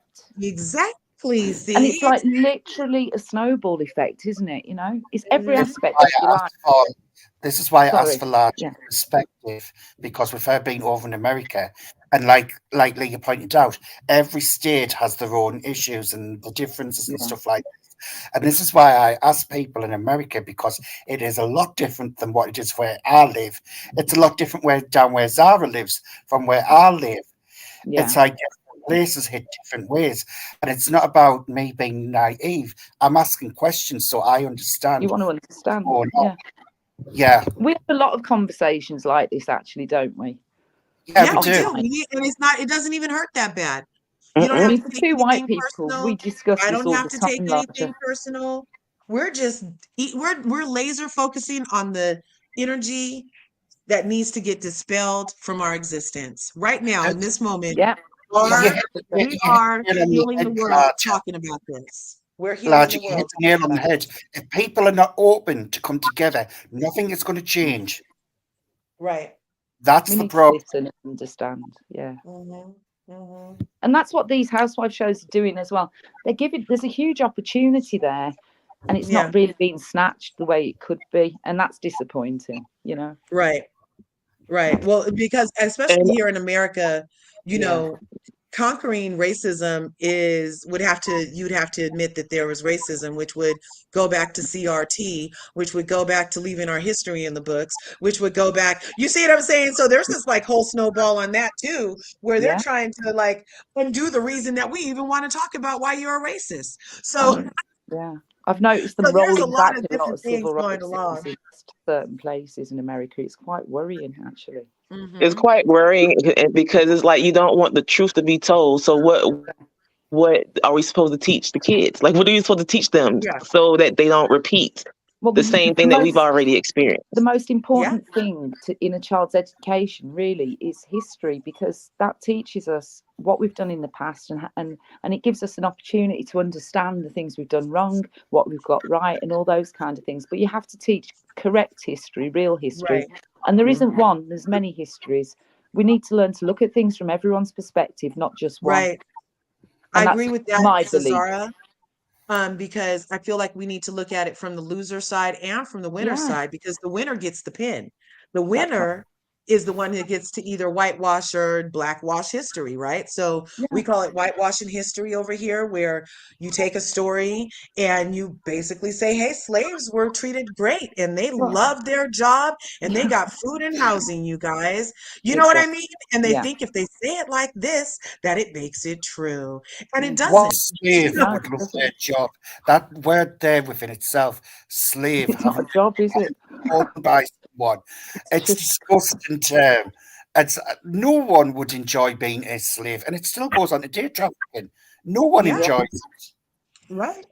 But then also here for them to open up, like really like slavery, Jim Crow, like the South, for them to open everything up, and like it will open up so many kids, like the next generation's eyes, to like make them go like, so why are we still doing so many things still right now? Right. But again, I feel like it's one of the single most important things we need to fix, not only in America, especially in America, because from a European perspective, my husband's from Southern Africa. He grew up in apartheid. So I've got to me, when I went to America, it kind of felt a little bit apartheidy, because in the big cities here in the UK, we're very multicultural. We all mix in together. Not that there isn't racism, there's a lot of it, but we do a lot more mixing. And schools, like I noticed things like on American films, like racial groups will sit together and like be separate a lot more. Yeah. Whereas here, that doesn't really happen like that so much. God, no. Not in the See, not in the that's big beautiful. cities. Like, I wish that more places could be less racist, Yeah. but they just made it such a big thing over here. They And made it it's such a big thing, and now they act like it's nothing, but we're still in that. We're still yeah. dealing with it. You Yeah, set and I up an think the last entire few system to years, remind people that we're black and you're white and they're horrible and you're not, and they're a minority and you're great, and they're lazy and you work hard. And it's just all these lies. nonsense, Right. because we all know every community and every group of people has all Has it different all. kinds of people in it. We're all represented. It's like if you Yeah. look at a group, one of my favorite groups growing up was Public Enemy. In that group, you had Yes. every kind of character that you could meet in your neighborhood, every single Yeah. one, because there's so many different kinds of people out there, but they're in every race group and every, even like, say you're a feminist and you hang around with feminist groups. In that group, there'll be all different kinds of people. We're individuals, but we're a lot the same as well. And it's just about accepting that and just taking people as they actually are, not some weird imagined idea of who they are Yeah. that you've cobbled together from like all these, I don't know. I really newspapers. hope. I didn't think that in my lifetime I'd see a black president. No, And so, but I did. And so yeah, maybe there will be in my kids' lifetime a day where these conversations don't hurt people who maybe yeah, participated in it, and it doesn't hurt the people that have been on the other side of it. And we yeah, really can get to a place where we're healed from this cancer. Like, that's absolutely. giving me goosebumps right now, thinking I've about heard this world being healed from the cancer of racism. It like makes my That's heart sing. large. it's something that we should find easy to eradicate. It's mad that we can't really. Yeah, because we're eradicating it right here, right now. Look at this Right now, beautiful doing this. Yeah, panel right yeah, here. We're Sarah, all Sarah, respecting each what other. have I said? What have I said? It's disgusting how they behave so backwards over there. I mean, as a kid, we were brought up on American stuff, Fresh Prince, Cosby Show, the whole lot. We even had our own shows like Desmond's, the whole lot. It was hilarious. Best comedies ever. Music, R&B, soul music. You had Donna Summer. We were just talking about Donna Summer. You had all the way going up Until to Jesus comes back. a whole lot. And I used to look at those people and think, these are gods, basically, like perfection. So this is why I can't. It's like you kind of saying they try and put a band-aid on it and pretend everything's okay and rosy. This should have been sorted out centuries ago, Yeah, and it should have been done because it yeah. is ridiculous for a country what's supposed to be first world. Ugh. Like, set the example, for God's sake. We're a bunch of It should Yeah, have been sorted out, but there's such thing as a white patriarchy, and as long as you're white and as long as you're a man, everybody has to stand back. So it's just like, how far can everyone else go when white men, straight white men, they tend to stand first and want everybody to stay back. And how also their religion, how they want their kids to be raised, how they want their kids to be educated, how they want their governments run. There's so much that the rest of us can do when that part hasn't been broken yet. we kind of have to snatch that power off them, though. I believe. Yeah, I feel They're like not going to there give it up should be willingly. new rules all the way around. So anybody who, I feel like our whole government people, they should have an age limit where if you're over 56, you can't be in that office. You probably have a racist bone in your body. We need to get some millennials in here. Yeah. We need to get some young thoughts in here, some people that want to change some stuff, because there are a lot of like minds that want to see it change, but the people, the skin suits, I call them, that are holding their position so that they can hold that position that you were talking about, Michelle, that's the white patriarchy. You know what I'm saying? They're refusing to let the mantle go because they know once they do, there are people that want this shit over. There is enough people that want this shit over. Okay. Yeah. But what's his name? McConnell, the one who had like 3 strokes right in front of us. Like, why is he still there? Like, Exactly. he had 3 strokes on national TV. What are we doing? Why is he still at work? If He's you the have to worst. prop somebody up at a mic, your job, you shouldn't have your job no more. Yeah, like, speak louder. Like, speak louder. That's going to make his stroke not happen. Like, Bro, Yeah. he's not. Yeah. Here's everything you're fucking saying. Oops, sorry. Here's everything you're saying. He's just. Yeah, I Yeah. think he had like 3 strokes. But I think Yeah, it's at just, least. I think And it's then just his hand is always bruised from all those that's where when you go to the doctor and they're looking for a vein and you don't have veins, they have to use their hands. That's what Yeah. his hands were all bruised looking from. Oh my gosh. Is he even breathing? I don't know. That part. It's a prop. But anyway, that's what we're dealing with in America. So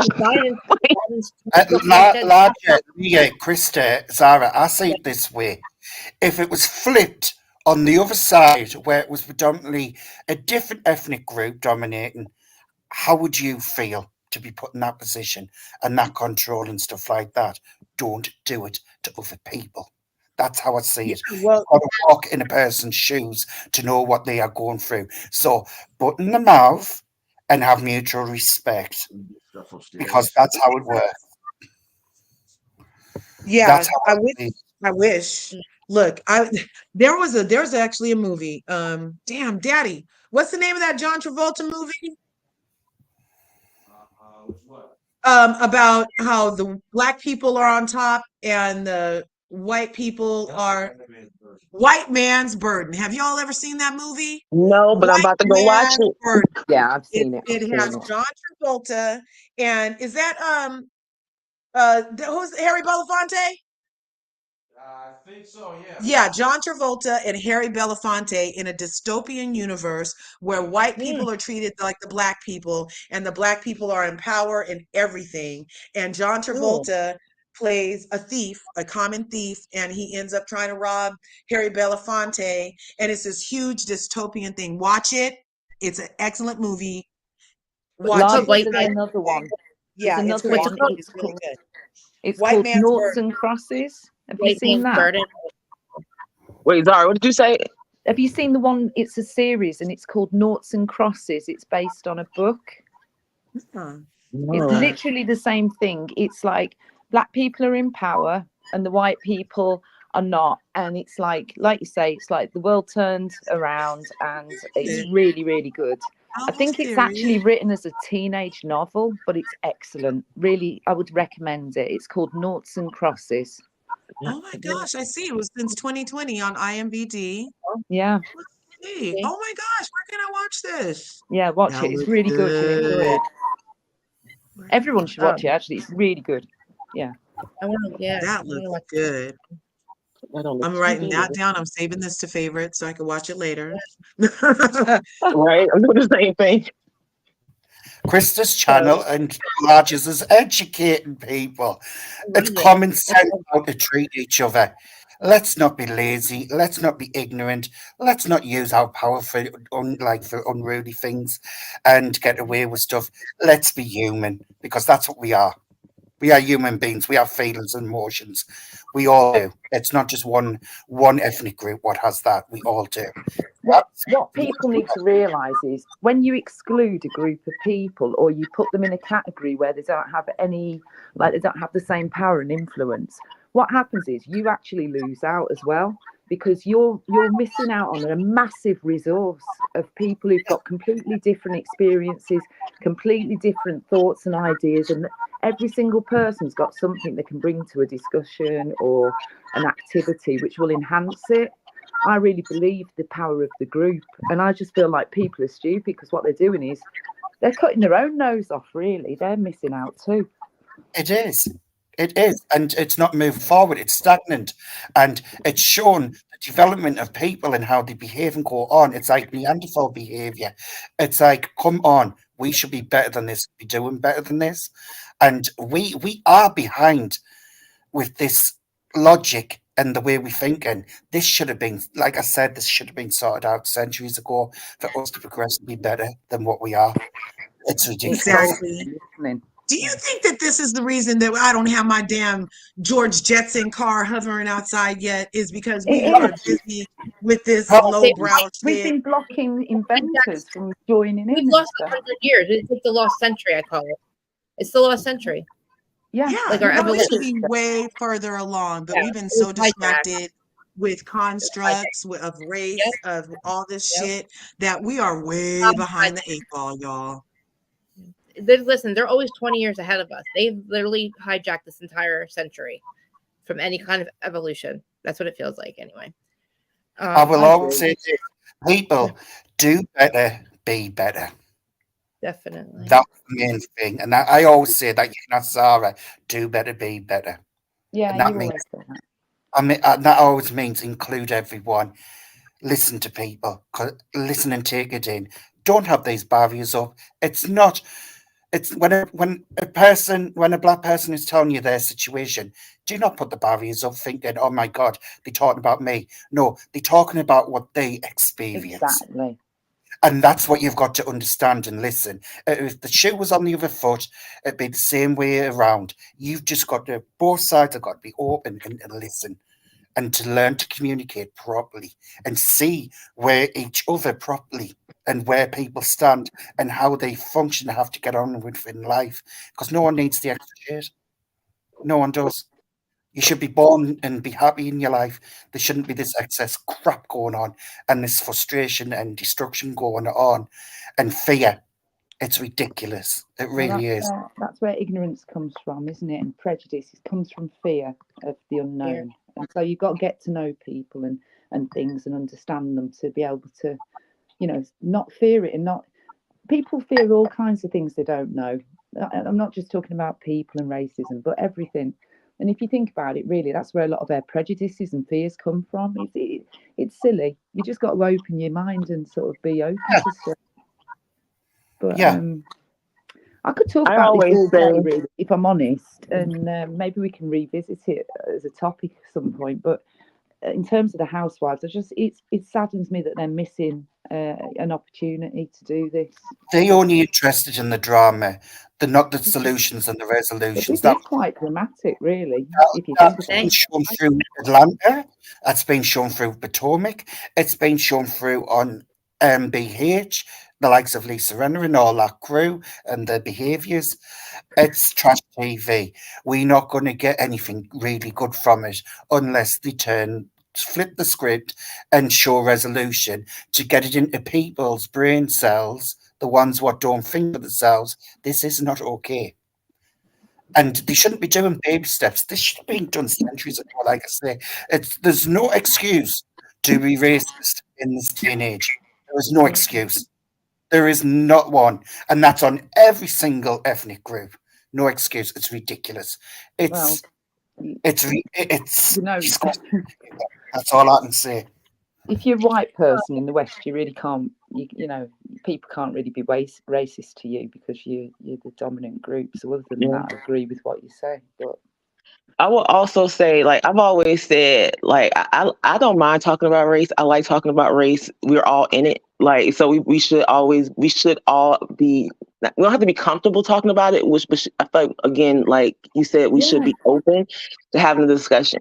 And I feel like whether it's a white person, a black person, Mexican, Asian, whatever it the doesn't ethnicity, matter. like if they have a question about your race, your ethnicity, like be open to answer it. Like Yeah, as long as it's respectful, like, you know what I'm saying? And even if it might, the way they might pose it might not be respectful, like be there, be open to educate them. But again, I yeah. do understand It's not your job, it's not our but job. It's not my job. But if you there is a have that level of friend or that person in your responsibility, life I that feels comfortable enough to come to you, like don't be the one that constantly shuts them down. Yeah, Right.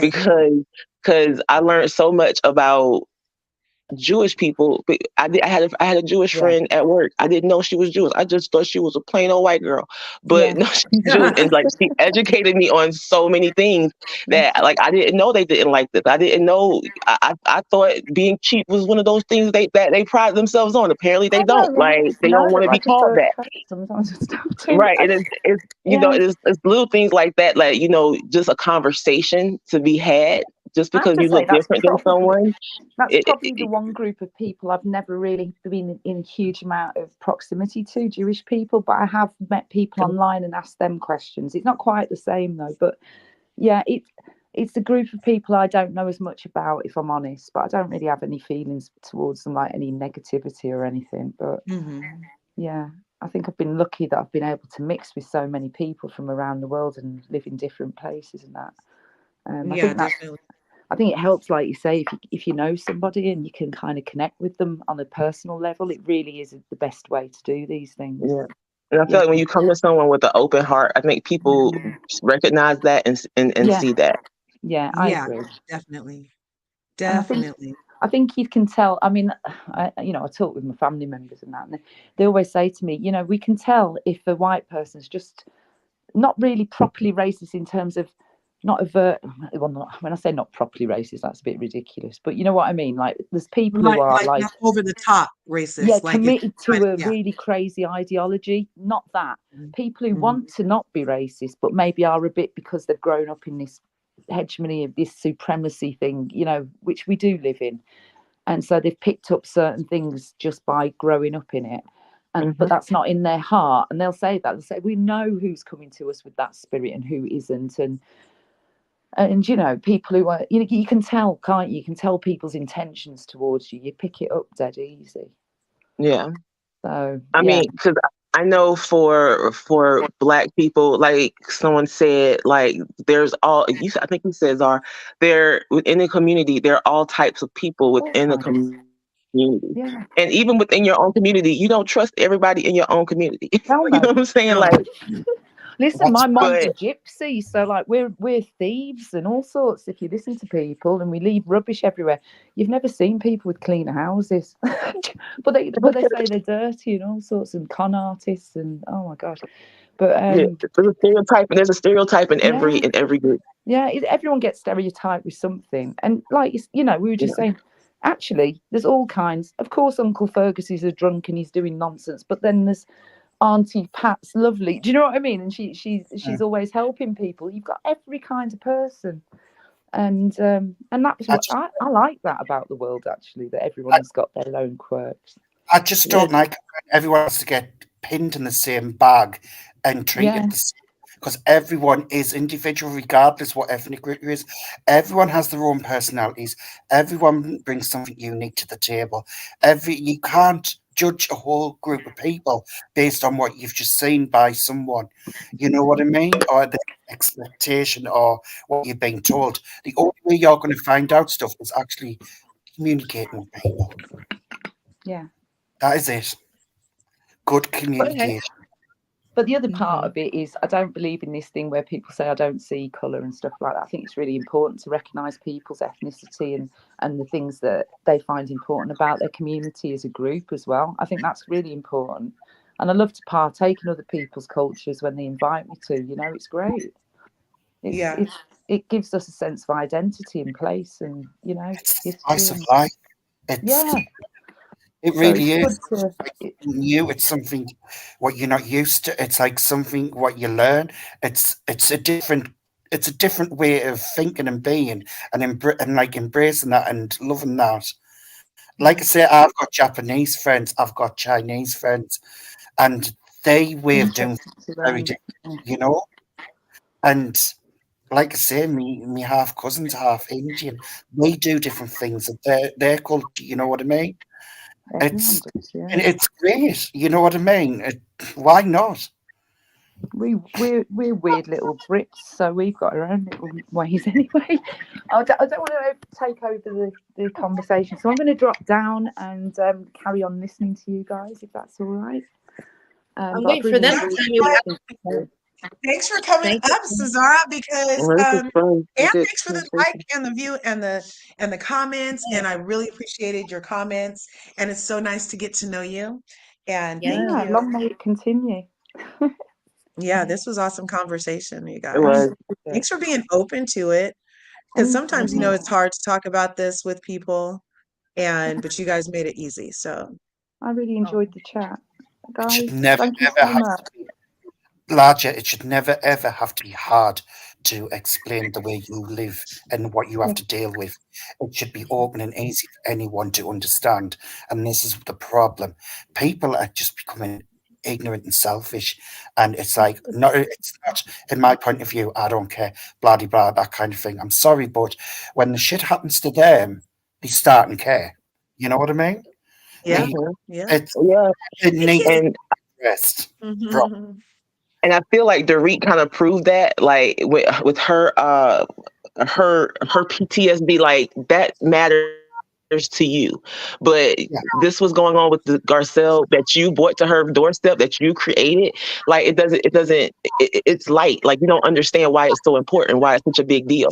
Like and it's people like that that that's the problem. It's your fragility. Like you're fragile because you don't want to talk about it. And it's just like Laura just said, like, thank you for being strong enough to have the conversation, to be open enough to have the conversation. Because some people they want to la la la, like put their fingers in their ears and la la la out of it. Like, no, you want to have let's talk about it. Like, because Well, if I can't say truthfully what it is, if I can't stand truthfully in what it is and show you what it is and examples of it, and you don't walk away like what has changed, what are we going to grow from it, you know what I'm saying?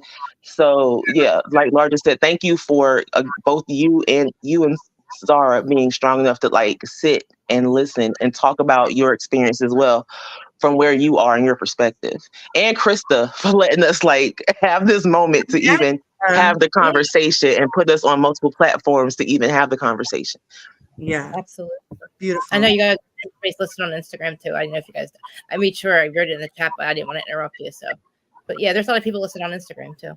But I love that. I I will, love that I you will, guys I, love her. I Huh? will say this though. I think Crystal really needs to get real serious help because she's going to end up killing herself if she's doing this body dysmorphia stuff. Well, What? she's got children. Who, Crystal, Crystal? yeah, Yeah, I from feel. Beverly I know where she's coming from, but Hills. I want you guys. I'm sitting here waiting for. I want you guys to tell me what happened last night. With the I missed the whole. Please tell me what Basically, basically was. Like you basically, guys, the Chris, large was there, right? Large was there, Candor was there, right? And on Right. Freddie's. Oh, on Okay, who else? Freddie's. Monica just Okay. posted you guys because Okay, now tell me. Monica. Update me. Oh, Like, so last what? night, who was Yeah, over what? at Freddie's house? I'm going to Who? put it in the private chat. Okay. And basically, we were on the channel basically, together. basically another blogger and a lapdog got put in the place by me after trying to shun me on the channel because Did you my see it opinion didn't in the agree private with No, chat? not yet. I saw. That's what I was waiting for you to. I was not for that. Well, I wasn't sure. I wanted to know what the overall, like with Monica, like what was the over, like what happened, like what. Yeah, can you guys talk Well, about it or no? yeah. Well, last night on the other one, we were talking more about it. It was a pro Monica and a No, no okay. Monica panel. And Okay. the person that I just put in the chat in the other one, Candor mentioned, were Yeah. Yes. definitely no Monicas. And yeah, Really? sorry, take over, Candor. Larger, they came with intention, and I know fine well it wasn't for Freddie. It was for me. And that was about. But I handled it quite well without mentioning names. I'm getting sick of the bullying. I'm getting sick of the two-faced niceness. Do what I say, but don't do as I say, but don't do what I do. That's what it was about. And I was calling her out for the BS she spews out on her blogs. It's toxicity, it's nastiness, it's mean girl spirited, it's not normal conversations, it's not Really? happy conversations, it's not points of view and opinions. What it is just dragging women unnecessarily and then turning around saying she's not doing this and that. I'm sorry, there was a reason why her channel got taken off for a good reason, because of the toxicity. I tried explaining that to her. She wouldn't take my word for it. So The person I she put in wouldn't the let chat. she wouldn't let me up because I pointed out that she was body shaming Monica. Something what she doesn't say she does. And then I went backstage and she said basically you used the word that the word bullying and body shaming and stuff like that, so she wouldn't let us up. And I thought, right, you want to play that game? So I called her out on IG. She looked at the message 10 hours later. Her and her lapdog came up, a bodyguard to protect her, so she looks all sweet and innocent, putting on the act on Freddie's. I mean, how dare she? Freddie's better than that to be treated like that. And I thought, I'm a damn hell couldn't let her get away with this crap. And she's not silencing me. Hell no. So I was calling her and her lapdog out every other word. And I don't know if largely if you catch what I was doing, but I was doing that in the chat. I am going to apologise to Freddie because I didn't want to do it on his channel. But I kept it so sweet and nice. She hasn't said nothing yet. As I say, do not do that crap because I cannot stand bullies or I will check you. Wow. And it's I missed a lot. I was asking about the Monica stuff. I didn't know that all that happened. I saw the panel when I woke up. I was like, oh God, I didn't watch. I was scared to kind of watch it when I saw so wow. Yeah, Miss Sour. What was Freddie saying? Like he was. I've got to have a chat with Freddie because I said, Freddie, I need to apologise to you because I feel crap having to do that on his, and they only came over because they were trying to come for me. So that's what I'm apologising for. Right. See, this is like with Monica. Why are they protecting? Listen, Tanisha still works for Heather, correct? If Tanisha and Monica both wrong, why is Tanisha still working for Heather? Did anybody figure out? You know what I mean? Like Krista, I broke the fourth wall yesterday. You can ask Larger. The last thing what I said was, okay, sorry about that. Reggie, you know, Larger knows, Adam knows. Production knew all this. It was all set up. These housewives will have known this to save the show because the franchise was dying on its feet. And see, this is what what they didn't have to make they didn't have to make Von Teese the thing because they could have just used the real account, whatever the account name was that was like saying they were like posting it, all the things talking about the other housewives wasn't Von Teese, right? So like I don't understand why people are not pro Monica. Like how are you against Monica? This is what I can't understand as well. It's like people are not watching the show. It's like they're asleep watching it. Like they're not really watching it. And it's clear jumping on the bandwagon. I've never watched this show in entirely. They don't know these women. They just jumped on their bandwagon. And this is the problem. Heather has a part in this. That girl's been working for Heather. She's her fucking hairdresser. Still. She had a lot to do with last thing I saw. She had a lot to say, a lot to do with this account, just as much as Monica, right? But I don't think, and it's all about the stuff I saw was all about Jen Shaw. I'm really confused how people could not be pro Monica, and then I don't know whether trying to find some major thing that she's done. Like what is her crime? Somebody tell me what her crime is. What was her crime here? She's done Monica. Yeah, that's what I said too. I'm like, I don't feel like Monica owed them a resume. How did she cause damage to any of the ladies left on the thing? If her focus on reality Von Teese was Jen, who's now in jail, and they haven't posted anything after that, then why are these ladies crying in a circle, gathering around each other after they already had a huddle on the beach, and after we know that Heather has known before they even left for Bermuda, because the Tanisha told the person that she did the interview with the other day that she told before she went to Bermuda, and she told her everything, that she was feeling guilty. And now she also said that she had hundreds of files, voice messages and everything that she's been releasing. And she only releases what Monica said. She doesn't release what she said, which is even more interesting. I'm pleased Large is watching, because this is what we need, people who think and see things for what they are, looking at the whole picture, not the tunnel version. And it's just like, what is going on with people? Where are people's intelligence? Listen, HR did an investigation on her black eye. She lied to HR right? She admitted now that she protected Jen Shaw this whole time. That means when they had that investigation, she lied to HR. Why do you think Jen put that cease and desist out for Von Teese? And all that, like Heather lied to HR about that. And think about it, there's a whole HR investigation about her black eye. She had to have lied to them, right? Because they came out that because Jen Shaw said, no, I'm innocent. So you can't talk about it, which is I don't know if that's even true or not, but supposedly Heather's in trouble. If Heather came out with it on that season, Jen Shaw would have been dropped from the show because she physically attacked her. It doesn't matter. She protected her, but she didn't. She protected her until just now, until it was convenient for her not to protect her any longer. Yeah. Huh? And that's what's so weird too is that everybody is. It's just working. I don't know. It doesn't feel authentic that you're so mad that you're crying. She bullied us. Fire Tanisha then, Heather. And the only bullying thing she did was against the criminal who you were living in her ass, Heather. She protected the criminal. Monica didn't steal the bag. It was the male friend who Monica's.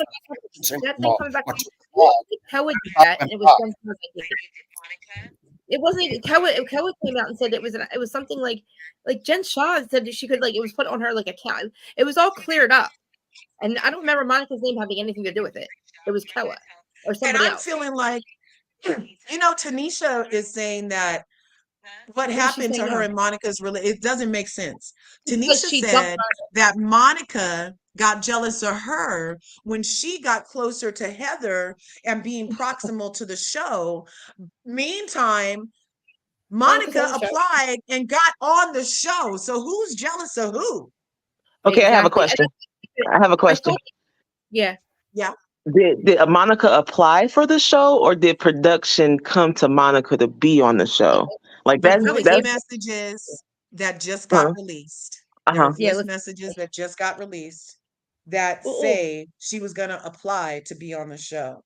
Let me see. Who cares? They all apply. Actually, they all apply. Okay. Heather acts like they came and found her. She thinks she's something special here. They literally just. I think honestly. Here's what she says. Here's what she says.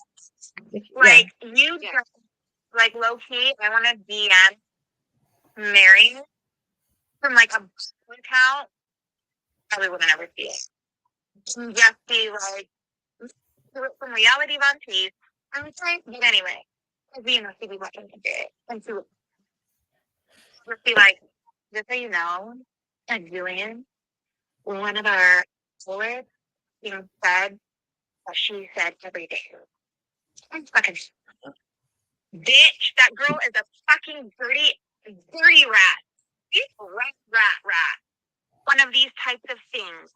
Bravo will not touch you again with a 10-foot pole. And that's exactly what I was saying. I'm not trying to ruin my credibility or name or future like that. Our marital smart. We don't know. Okay, we got in with Jen. We would never be able to do that again. Look, for the day, my goal is to be bitch. I'm so confused. Kind of joking, but also kind of serious. Chances for ever being on a Bravo show? I'm confused. You guys. So is this a conversation?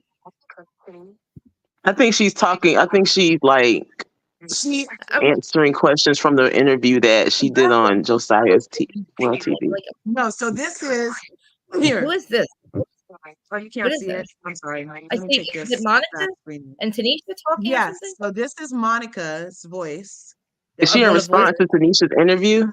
No, these are all things that Tanisha dropped. Remember on Wednesday, Tanisha said she had 1,500 files in a file called Monica, and she was going to drop everything. And she gave it all to Heather, and Heather's been parsing it out to different bloggers. And these are the voice messages. And the only thing she gave her, though, is Monica's voice. She didn't play any of the stuff that she said to make Monica say all of these things. Like they were having conversations. So Tanisha is doing right. Why is she still working for Heather? to this day. Exactly. And they're so because glad Heather loves. I just feel like this is a production situation. They're both guilty. If anything, Tanisha is just as guilty and just as disgusting. I don't think Monica's really that bad. Monica's that bad. They wanted Monica. They don't want this shit. So and here's Tanisha's voice. I'm grateful for she's gonna do. I'm grateful for her to be on that show, Monica, because without Monica, people have reached out. I'm going to tell every single detail. I have a folder. My name's Monica in my galleries over like 1,500 screenshots. You're cool. I'm gonna sit down and talk to a few people. Yeah. So she said that she was going to do that. She's trying to get. This doesn't sit right. No, she's got a whole folder. Why are you collecting information on your friend? Seriously. Because she was part of Reality Von Teese. She knew the assignment. She must have been more part of it than we thought. Why is she collecting information on Monica, though? That was supposed to be her best friend, and she was steadily collecting information on her. Who the fuck I don't have any folders started on anybody that's my current friend, you guys. This is proof there is nothing to do in Salt Lake City. This is proof that there is nothing to do in Salt Lake City. Because if you got to do this to your friend, like, your life is boring. Like, this is so sad. It's like, Krista, I just sent you these two things. I just sent you the voice messages in your Instagram DM, and I just sent you what Monica just posted 39 minutes ago, which is she knew because it shows you when the people keep your message. And so she's doing a scroll of like hundreds of messages that she was aware that the girl was recording her. So she figured this would eventually happen. She says, yes, I've seen the leaked video memos. Yes, I knew they were coming. Heather tried playing them at the reunion. Tanisha gave everything to her. As recently as this Sunday, Tanisha has been saving my voice notes on her phone. As recently as this Sunday, you guys, yes, my ex-best friend took my random voice notes, texts, and videos, everything, and is using them to get me fired and destroyed publicly. Imagine all the things you've ever done with your bestie or said to your bestie being exposed. I'm sure we've all seen said stuff, and we hope we never get out. Laura Jensen from she did that shit to Marge. But I'm going to point this out with these trolls, what are like saying all this crap. You get to a certain age, you have experience in life. You pick up the signs, you read the signs, what people do, and you see the writing on the wall. Then you're trying to explain this to a younger generation. And I'm not age shaming, but they don't have a clue. They've not experienced life yet. They're not watching the show properly. They just like, and they won't listen. It's like shut down mode. And if you explain what you're seeing, they don't want to know. You know what I mean? And that's the vibe I was. This girl is listen. This is what's going to happen. This girl Heather and this girl Tanisha, they're going to fuck themselves because they're releasing too much shit. She's doing too much. The girl is doing way too much. She thinks she's going to get paid for interviews. She's not. Monica is all Monica did. Her biggest crime is to expose a fucking criminal. Expose the fraud, not protect the fraud, expose the fraud. So why are you still protecting somebody that's actually working for you? You're so mad at Monica. It just say Tanisha she's just as guilty. Why is the girl working for you? Why is she collecting? You're worried about somebody taping you. What about your fucking best friend, your hairdresser that's taking a whole file folder on somebody you work with? So what about that? So everything Tanisha's doing is Heather, but Monica, God forbid, she exposes a fraud and somebody screaming at their assistant, and she got to go. And the girl that didn't pay her, by the way, the girl has every right to drive past the fucking house. She worked for her, and she wasn't getting paid, and she told her to try to commit fraud.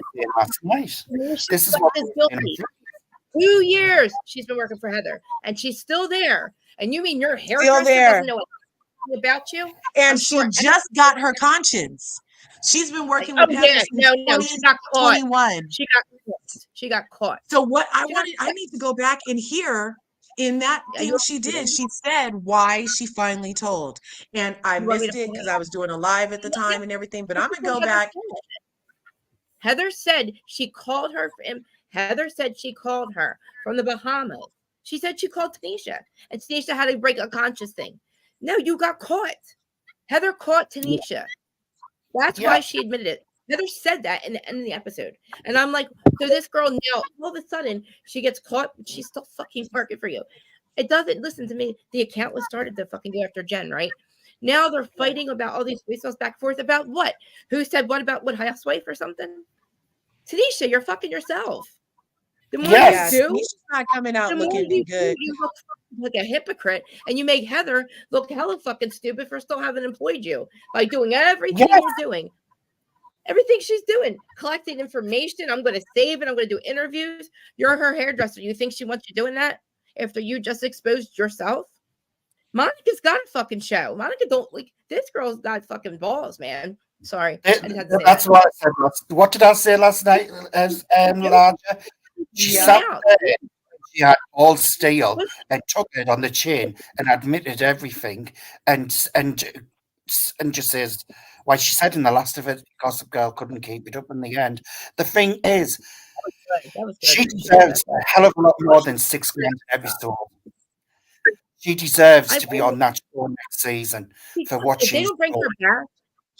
If they don't bring her back, there's going to be a fucking riot or something. Well, never mind. Don't do that. There won't be a riot. We'll just very angry people watching a show being very angry. I'm just saying. Yeah. Her biggest crime was exposing Jen Shah. Who cares? So if that's a crime, a fraud, and those other women were protecting the fraud. That is the biggest crime. It makes no sense. You're not mad. Literally, you guys have protected. You said I protected her this entire time. The black eye gate. You lied to your boss. You lied to HR, Heather. That's what I mean. Let them keep talking and let them keep doing lives because she's so thirsty. This Tanisha girl, she's gonna fuck herself. Think about it. She's actually exposing herself right now. It's like Monica's like, wait a minute, you're just releasing my stuff. Where's the other half of the conversation? Think about it. You think Monica's talking to herself there? You think Monica's just saying all whatever she's saying? You think it's one-sided conversation? What the fuck is that? She's like, I have recordings of her. You have conversations recorded of yourselves? How fucking sneaky. What are you doing when you're doing her hair? You know what I mean? Like, where do you think all the information's coming from? Jen fucking Shah. And then it goes through. And then Heather. Listen, if you're doing something here, you know when you're a hairdresser. Like you know everything. You were Jen Shah's assistant. First of all, did you hear that? She used to work for Jen Shah. Come on, man. Yeah. So you worked for Jen Shah too, you fucking thirsty bitch. Like, come on, man. Yeah, Tanisha used to work for Jen Shah, and then she left Jen Shah and went and started doing Heather's hair. Like, but she's Monica's best friend. Why did her Monica break up or whatever? Because she said she was like getting too close to the show, or Monica was jealous. Monica has no reason to be jealous of this girl. Think about it. Monica knows that she had it in the bag when we found out she was Jen Shah's assistant, and she didn't, you know what I mean? All these things that happened. You know, Bravo was going to bring her on.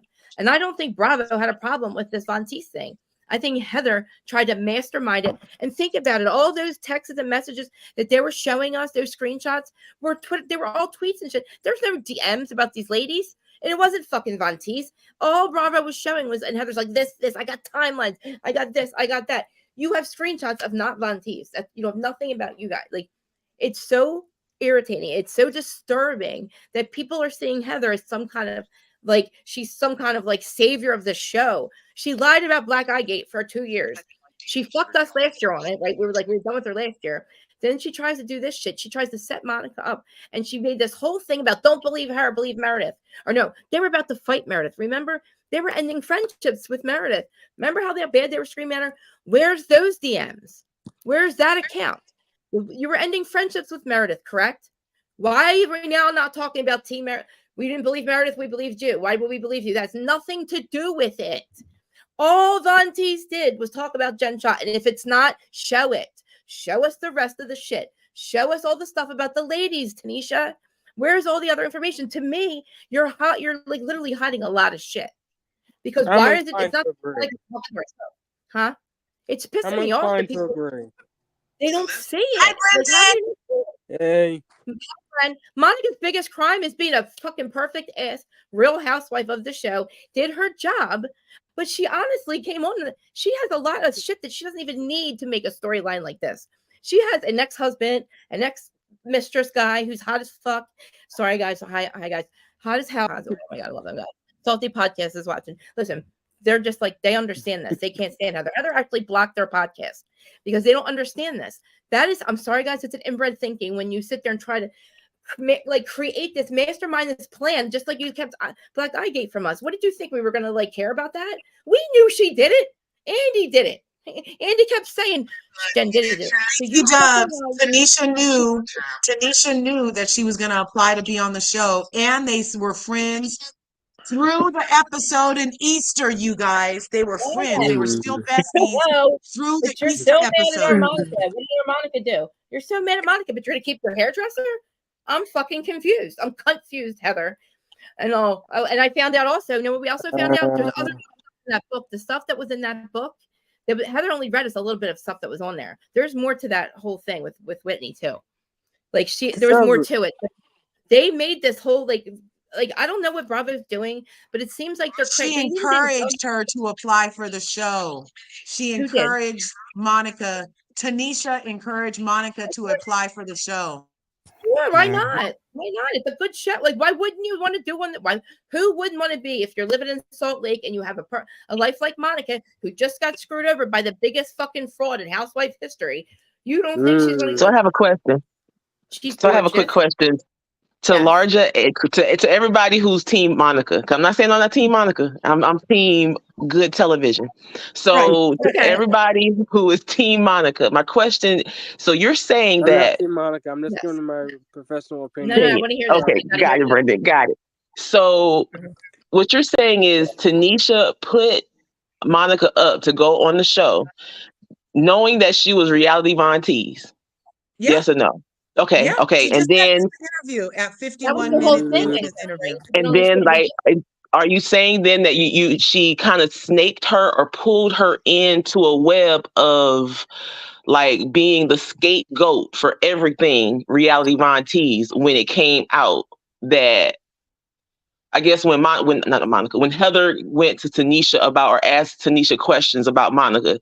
So you're saying that she just threw Monica under the bus at that point? That's what it's to keep her job. She didn't say why they stopped being friends in Easter after she fell down the stairs, because she said she was one of the first people she called when she fell down the stairs. So I don't know what happened. Tanisha or Monica fell down the stairs? Monica fell down the stairs on Easter at Angie K's Sunglasses house. Remember? Okay. I remember that argument. Okay. Yeah. And she stormed out. She ended up falling down the stairs. Bravo kept that from us. Remember that. Well, I wonder why. Because it's a lawsuit. That's a lawsuit. Oh, waiting to happen. Angie K didn't, and I said it. That's house insurance. That's interesting. Said there's snow on those stairs and no railing. I literally said that when the people were getting out of the car, and then she ended up falling. And she's like, "You need a rail. I'm gonna sue you." Yep, you're right about that, Michelle. Tanisha's mad. Tanisha's mad because Monica got on the show. But that's what it kind of feels like. Everything she's trying to say, she's just as guilty as. It doesn't matter. Listen, Monica has all the reason to do everything that Tanisha's doing. Monica's a housewife. She's supposed to do this stuff, all right? She's supposed to be sounds like she's salty because even though we were allegedly best friends and I encouraged her to get on the show, she never told me she made it on the show. Heather told me she made it on the show. So she was salty. Her friend didn't tell her that she made it, so she had to hear about it. Okay, all right. Said she didn't know Monica. Remember, she acted like she didn't know who Monica was. She didn't know her story. Remember, Monica had to tell her, "I cheated on my husband with my brother-in-law." Heather made her say that. Remember, she acted like she didn't know anything about Monica. Remember when they weren't talking? They went to somewhere. They went shopping or something, and Heather's like, "So is Tanisha saying that she knew all that stuff?" Tanisha knew about the post. Tanisha knew about that. Sounds like gaslighting.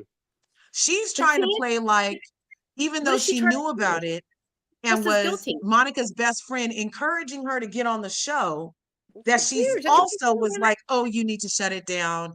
Oh, you need to stop. Oh, you can let up now. Just ask her for her money." So she's talking out of both sides of her neck, in my opinion. She's not making herself into a hole.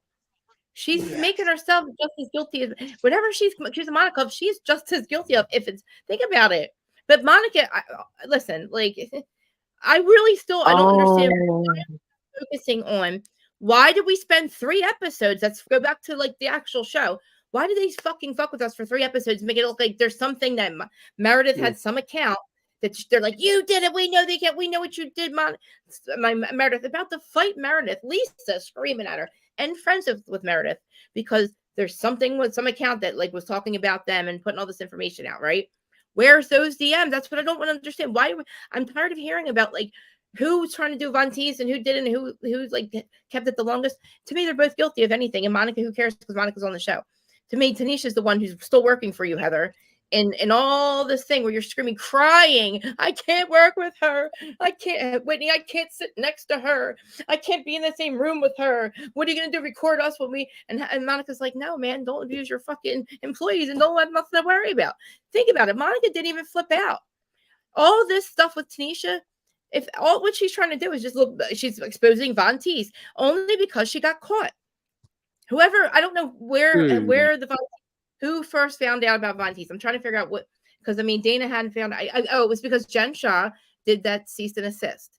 And then somehow, I guess people found out that there's the Von Teese account. And I don't know after that why, I guess they reopened another. I don't know what happened after that, but the other one got blown up or whatever. But listen, that whole time, Tanisha's still working for Heather. At this point, Monica, all she's trying to do is expose the lady that fucked her over and the fraudster that tried to get her to commit fraud. And there's another thing. You guys think that Monica's some fraud because she had different last names? You can't be on a federal docket on a case in a federal fucking lawsuit, whatever it is, against a witness, against somebody who's being accused of fraud. You don't think they do a whole ass background check on somebody on their witness list to go testify against somebody? Because guess what? If they find out she's a liar, then that whole thing just blows up, right? Say that they convict Jen Shaw and then she's one of the witnesses. Then they find out she's some kind of fraud. They do background checks. Monica's not a fraud. She got a last name because she was married, another last name because it's her maiden name. Her mom gave her some last name. Someone's married some guy. Think about it. I have 3 IDs right here. So maybe she was like Jen, whatever. Heather acting like she has no idea who she is, nothing about her. Why are you acting like that? And then now you're like, we find out that hairdresser's her best friend, and your hairdresser's in this Von Teese account, and like you just found out. She just found out in the Bahamas. Heather acted like she just found out in the Bahamas. She created this whole like scene on the beach where they're crying over it. Like blows my fucking mind because I'm still don't understand where is the crime with Monica. I want to see what you were blaming Meredith for.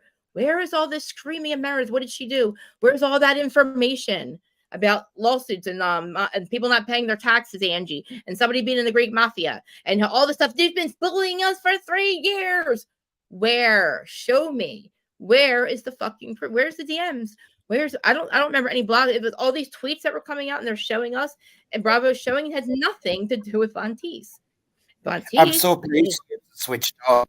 I am so pleased you switched off and saying this because you're saying exactly what I've been saying all along. It doesn't make any sense. And then like other commentators are trying to find out she wanted to be like Jen Shaw. Hello, Jen Shaw's nothing to aspire to. Jen Shaw's a fraud. If she wanted to be like Jen Shaw, she would have fucking committed fraud when she asked her to commit fraud. Nobody wants to be Jen Shaw, okay? Other person. Jen Shaw's kind of a narcissistic sociopath, I think. No shit. Yeah, exactly. Brendan, Love Bean, you said it. She's a sociopath. That woman woke up every fucking day, looked at her kids in the eyes and her husband and her family, and made a decision consciously to fucking do some shit like that puts her entire life in jeopardy. What she did that every fucking day. And then you got the balls to fucking come back at us and cry, I'm not guilty, make some scenes with your kids, fucking try to say that they were with the guns and shit. Remember that shit she pulled? She tried to she was fucking with the government. Like gaslighting. She was caught. And this assholes over here are protecting her. Oh, Jen, look at all the fucking footage of Heather going, she's my friend. I'm going to wait till she's found out in court, blah, blah, blah, blah, blah. You protected this fraud, but all of a sudden, none of them could be in the same room with Monica, the one who didn't really actually expose her. She was already exposed. Thank you. All she did was expose her how she was treating her employees. And thank God she did that shit. Thank God she exposed her, and as she's screaming at everybody. Look what she did to Koa. The way he screamed, she screamed at him. Look at the way, like, that's not fucking cool. And if you don't pay me, bitch, and you have 16 other employees, and you tell this girl that you probably promised her she would probably get some kind of job or something. You can't even call her an assistant because she never paid her. So what do you think's going to happen, Jen Shah? And then Jen Shah tries to shut down Von Teese. Why, Jen? Because all the information came from you? Where do you think all the information about the women came from, if there is any? Now that sounds like gaslighting. It's so crazy. It's like Heather thinks that she was some kind of like, I don't know what they call it. I was listening to Salty Housewives.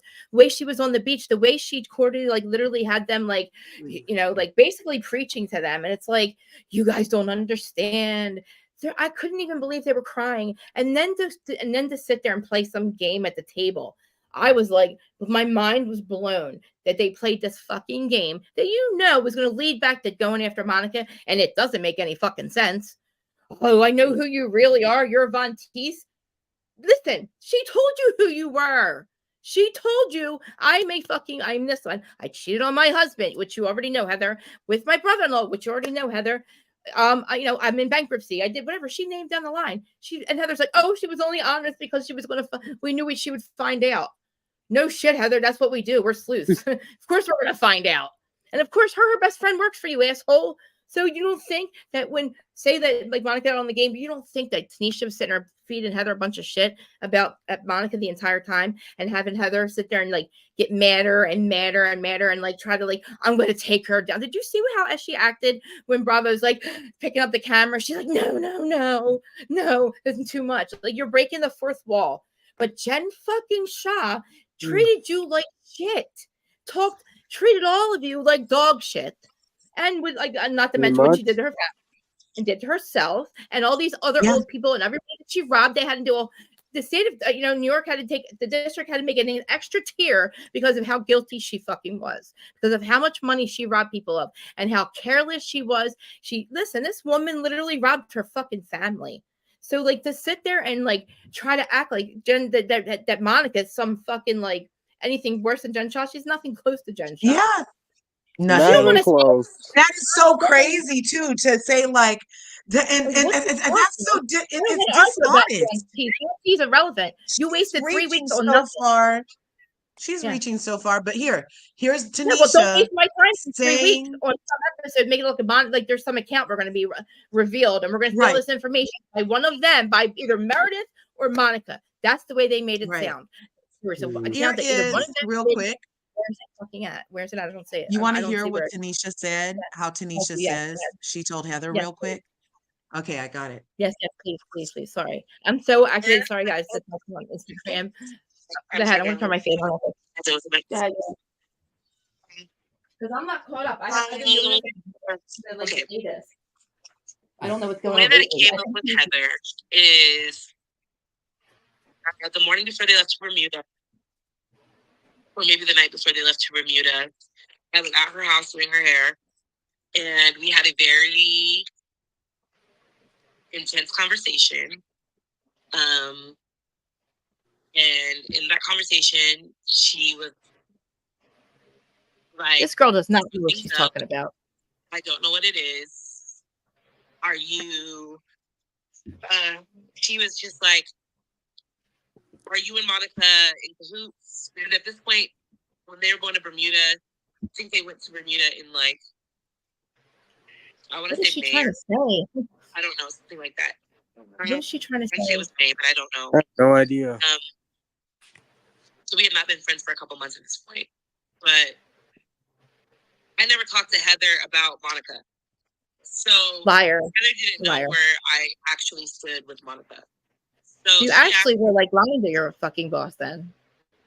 Were you and Monica plotting against me? Like, is there anything that I should expect from reunion, or not from reunion? Is there anything that I should expect from this trip? Like, is she gonna blindside me with anything? And I was like, honestly, Heather, I have no fucking clue. I have not talked to this girl in months. I don't put nothing past her though. Like, I just have no clue what, I'm not in cahoots with the girl. But it was a very intense conversation. We were literally crying, and it was just, she's like, I want to believe you. I believe you. I want to trust you, and I do trust you. And, I'm not going to get into the more details of that, but it's a kind of intense conversation. And then the guilt that I felt in my throat was heavy. Knowing what I knew, knowing that I had told Monica to stop for a year, to stop running that page. And I try to tell her, like, it's done. Like, you're on the show. Like just delete it. She's like, it's going to be obvious if I delete it now because now I'm on the show and then it's gone. So she didn't want to delete it. She didn't want to delete it. Oh my gosh. And in my mind, I still have this weird sense of loyalty to her of like, this is hearsay. This is all hearsay. I don't want to wrap There's her only up. 30 voicemails or 30 conversations. I was so I don't believe the word she said. I want to see proof. I want to see voicemails. When I left her house or conversations. Somebody, I said, hey, I've been holding a secret and she can't be trusted. Her word can't be trusted. It's all hearsay. I don't believe I want to see written proof of everything she said. She's just fucking burying herself. It really makes me mad. I text. The longer she talks, it's crazy. It was like, I especially thinks she's paid. Hear what you're saying. I understand your hesitation, but it's like take a night to sleep on it. But yeah, I think you should eventually tell her. And so I was like, fuck. So I did sleep on it. I didn't like say anything. I was like, it was bad. So what the fuck is she saying? She lying. Called Heather and told her. Oh, I texted her and said, hey, are you free to talk? Or something along those lines. I just don't know why she didn't tell Heather. She was like, yeah, what's up? And I was like, okay. So then she called me. And that's the scene that we seen in the season finale where it was like, oh my God, are you serious? And this girl was not even, she does have circles or something. I don't know. And so she got it verified, like what I was saying. And Heather was hesitant to believe me at first. So Heather was not like, you're right. Like it was nothing like that. Heather was very skeptical because I think at that point we all knew what Monica was capable of. So Heather was, and she knew that I was like this with her, right? Or someone thought like that with her at one point. So she was like, show me the receipts. So then I had to like start finding like receipts and proof. I totally told like my involvement with everything. I told her I was just a fool. No, you didn't. You got caught. And then Heather said on her. So I don't know if that call was. I don't know if that was me or the medic. She's not going to complain. Confirmed on the show. Wow. That the I can't even hear. Like I hear her like lying. She's saying that so that's how that went down. Doesn't know if she was on the phone with him or Meta. And she said to me, what? Okay. What is? I just tell me what she's trying to say. Like, what is her point right now? Okay. So it sounds like what she said was very convoluted. He literally was like, so can you tell me how you told Heather? It was a beat around the bush story. Did you even get why she told Heather? I still don't understand why she told Heather. It sounds like Heather knew something. That's not what Heather said, though. That's not what Heather said. Heather said she approached. No, Heather said she approached her and she had a something of consciousness. She said nothing made sense, so I went to my hairdresser and asked Tanisha, and Tanisha came clean. That is what she said, Heather, on the show. Am I crazy? That down is that? Oh my God, I want to know. I don't think I'm crazy. Yeah, let me know. I don't think I'm crazy. I swear that's what she said, and I'm like, wait a minute. So she was working for you this whole time, and she just you had to confront her. She wasn't going to tell. I'm confused. She's going to say she told Heather, or what? I'm confused. I'm more she didn't confused complain than you are. Even if she did, why is Heather keeping her? Tanisha is weird. So this doesn't jive. None of what she's saying is jiving because then in the confessional on Housewives Salt Lake City, there's the thing when she's looking like that Quaker hooker lady. She looks like a Quaker box lady with that blue shirt, remember? And she's sitting in the thing and she says, I've known about Monica for years because we have a mutual friend, my hairdresser. Wasn't that how she said it? But now they're trying to pretend like she just found out about Monica and she just told. But you just said that you've known about Monica for years because it's a mutual. So they're both lying. And I think that maybe what's really happening is I feel like the other ladies, especially Heather, being so far in Jen's butt and having Tanisha around Jen during all that time could have possibly show that some of the stories on Reality Von Teese were only because of Heather. Yes. And that could be why she's so upset. And that could be why she's like, oh, should I be concerned about anything coming out on this trip in Bermuda? Because she knows that she's the source of information. And maybe Reality Von Teese Monica was going to say, oh, I know how you got the black eye. And that's why she finally told on herself. Or maybe she was going to be like, and you're the one that da-da-da-da-da-da-da. You know what I mean? This was all. So this was all. This was all to take Monica down. This was all take down for Monica. That's it. And all that's true. This was all just to get, because for some reason I don't understand why Heather, they don't want Monica on the show, and I don't know if Jen Shah set them up to it or what, because none of none of this makes sense. I don't care. None of it. Like, they both started the account. They whatever. Like, I don't know what she's talking about. And like, when did she say they started the account? They started the account 2021. She said she gave her stalker email. She used to stalk her ex-boyfriend with the email on a burner account. They renamed the account Reality Von Teese 2. Kept the email that Tanisha used to create the account to stalk her ex-boyfriend. Why didn't she take it down? Then that was on the first post on Reality Von T on the 1st of March, 2021. Then there's a picture of Tanisha meeting Heather on March 11th, 2021, you guys. Okay. So it's just convoluted. And then how were you her supposed best friend till she fell down the stairs? Why was that the day that you fell out? That's so weird. And then she started saying things like, oh, I just got on the receiving end of Monica. She started doing to me what she was doing to others. And my turn finally came.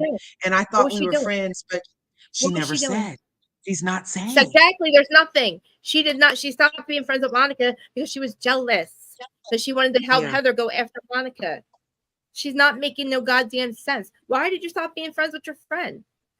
Yeah, all I saw was them teaching her to, if you still had access to the account, girlfriend, why didn't you shut it the fuck down? Why don't you take it down? Yeah. You gave her the email, right? Reported it. She could have reported it or anything. Nothing's making sense. There's a problem with it. I want to know it's crazy because there's all this stuff that they tried to show us that the women, why were the women trying to fight Monica? Where's all that information that made them that angry? Think about it. First, they were going to end their friendship with Meredith. Think about it. It was so dramatic. And now they're going to fight Monica over revealing information about them and bullying. Where is the proof? It's not Von Teese was going. Tanisha's even in the music video that Jen did for the WAP video. Remember? Yeah, the WAP. My God, that's Tanisha in that video. We're trying to figure out who. And that was the first time she met Monica, was doing the WAP video with Jen while doing Jen's hair. Is how far she goes back with Jen. They became besties. I'm confused. So they became messy. Besties. It's so crazy that she's got 30 DM or 30 private men. What if she have 30 conversations? 1,500. She said 1,500. Where are they? I want to hear them. Well, she played some of them. That was what I was saying. It was those. That is some shady ass shit. She's failing because she's going to have to release everything because it doesn't. First of all, everything sneaky ass shit she's doing is what Heather is mad at Monica for, allegedly. So make there's oh my God, it just makes no sense. Think about all the stuff that Jen Shah has done, and to hurt every single one of them. All of the information they have about the ladies comes from Jen Shah. Tanisha and Monica get all their information from Jen and Heather. If there's anything about the ladies, obviously they're the common denominator. She works for both of them. Sure. So like I kept on saying, Jen is the source of everything. He was going to get on the show with or without this Von Teese shit. And again, it is a good storyline that you fucking literally were the assistant who revealed how much of an asshole she really was, so we wouldn't feel bad for her. Think about it. We would have not known how much of a bitch she was and how much of a bully she was to her assistant if she wasn't exposed. This is exactly what I've been because we were able to see that, oh my God, she is guilty. Like, think about it. We all knew she was guilty, but then we were also feeling bad for her. But no, thank God we found out she treats people like shit. She doesn't play her employees. Look what's happening because they all worked for her. Look at this whole mess. Right. We're still fighting over fucking Jen Shah. This bitch is taking 10 years off my life. Like, I want her to go He's away. taking at least 20 off mine. That's hilarious. Think about it. She's Well, like still. I don't know what's going to happen next. What do you think is going to happen Well, guess next? what? Know what should happen next? Heather should fire Tanisha for being the same That's thing. What I think should happen. They can't film with Monica. Oh my God. Monica, you're not who you say you are. I'm sorry. The federal government, the Southern State of District of New York told you who she was. Look at the docket. That's who Monica Fowler. Just look at that. They'll tell you exactly who she is. If she was some kind of criminal, she wouldn't be able to be a witness against Jen Shah, the biggest criminal in America. You think they're going to risk a witness being a shady person if that gets something that, like, she was found guilty and then go back, oh, that's what we found this on your witness? The whole case goes to shit, and Jen could probably get out and be free. And then she'd be in her faces again. Without Monica, we would be like, and Jen Shah might have like been able to, like, and I don't know. She would have went to jail anyway. But we would have been half on her side. Think about it. We wouldn't have known how mean she was. Oh no, did she get fired already? Oh look, Manny wants the link. Manny wants the link. She didn't get fired. What? Who got fired? All right, hold on. Drop it right. Mademoiselle said she heard that Tanisha's not the hairstylist anymore. She Where, was really? yesterday. Yeah, this morning actually. Salty, did you hear anything? Let me look on her thing if she still has it. You drop her. Heather and our U-turns. I gotta go, guys. I gotta get ready to see Nana at the hospital. Oh, tell her hi. I hope she's doing better. Bye, Nan. See you. Hi, Nan. Bye. Heather is not following Tanisha. Well, like, I mean, seriously. Oh no, there she is. She is following her. She's way down in the bottom. She's following her. Nobody's calling her out. Like, seriously, somebody's got to call her out and be like, "Listen, you make no sense, girlfriend. Like, you protected this fraud, and she exposed her, and so did your hairdresser. And now they're fighting about who did it first or last or the most or who had it. What does that matter? Well, to me, I want to see why you wasted 3 episodes on us. Why did you make us draw? What? Krista, you and Large need to be careful because certain people think that bloggers like Monica are dangerous. Or if they're dangerous, with you talking the facts, you two could be classed as dangerous people too. Why? Are you? Oh, is that what happened last night? Is that what the overall thing was? Right? Are you kidding me? Unhinged and dangerous. That's the words. So what's not dangerous about protecting somebody who gave you a black eye? What's not dangerous about that? Somebody who's actually that violent. You didn't tell us. Exactly. You had all these. You had your crew around this violent person. You had other housewives around this violent person who gave you a black eye, and you didn't say shit. You lied to HR. So what is this, a hypocrisy? I'm sorry, but Mary's been calling out these women from day one, and everyone's been on deaf ears. She's been dropping crumbs every single season. Think about it. You protected a friend. What's not dangerous about that? Like what you're really going to go pro? No, Monica. What did Monica do? I want to know the crime. What is her crime? I want to know too. Because she said Monica started doing stuff to her, but Tanisha is getting it, you guys. She's starting to get the internet trolls. And 5 hours ago, she's like, y'all attacking me in my DMs like this. She doesn't make sense. Know that and then she put a picture of that judge that got attacked by that guy when he jumped over. He literally flew and did it. She's like, you guys are attacking me like this. She says, listen, yes, I'm fat. I have been my whole life. Yes, I turned on Monica. Growth is a good thing. Yes, I do it again. Growth? Yes, I have proof of her running that page. No, I did not post or run that page. Not new news, bitch. Not new news. Yeah. Not new fucking news. We know she was running the page. That's not a secret. Why does she sit there and act like we don't know this already? You're not exposing her for anything. Growth is not, that's not growth. She didn't fucking get record you 30 fucking times. You recorded her. That's not growth, honey. That's literally sitting in the shit. You don't want to be her friend, then why'd you record her?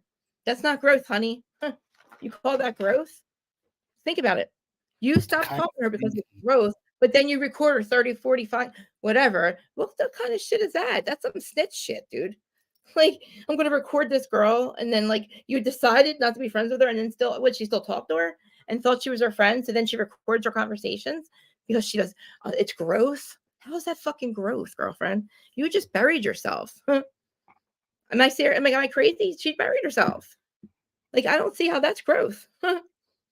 This is not growth. You guys notice, real quick, did you guys notice? Remember how Heather was like, I just trusted the wrong person and maybe I shouldn't have. And when she was explaining her loyal and allegiance to Jen, and now in Tanisha's explanation of why she helped Monica, she's saying verbatim what Heather said. That she was just, the wrong person and she did it for too long. And maybe she was wrong, but she was just trying to be a good friend. Verbatim. To be a good friend. The girl was exposing a fraud. Yes, you were being a good friend by letting her. No, nobody's saying that. Where is the other? Oh my God, I'm so tired of saying it. I want to know what they wasted our time for 3 weeks. This is so fucking irrelevant. Everything she's saying is irrelevant. It doesn't matter. We know she was on tease. We know you had something to do with it. And you're saying, oh, I might have done this with her. Yeah, we know because you got caught. That's why you're saying it now. Like, get the fuck. I'm so over. Like, oh my God. Like, it's so insane to me. Nobody understands that Heather has a lot to do with this. I'm going to put Manny.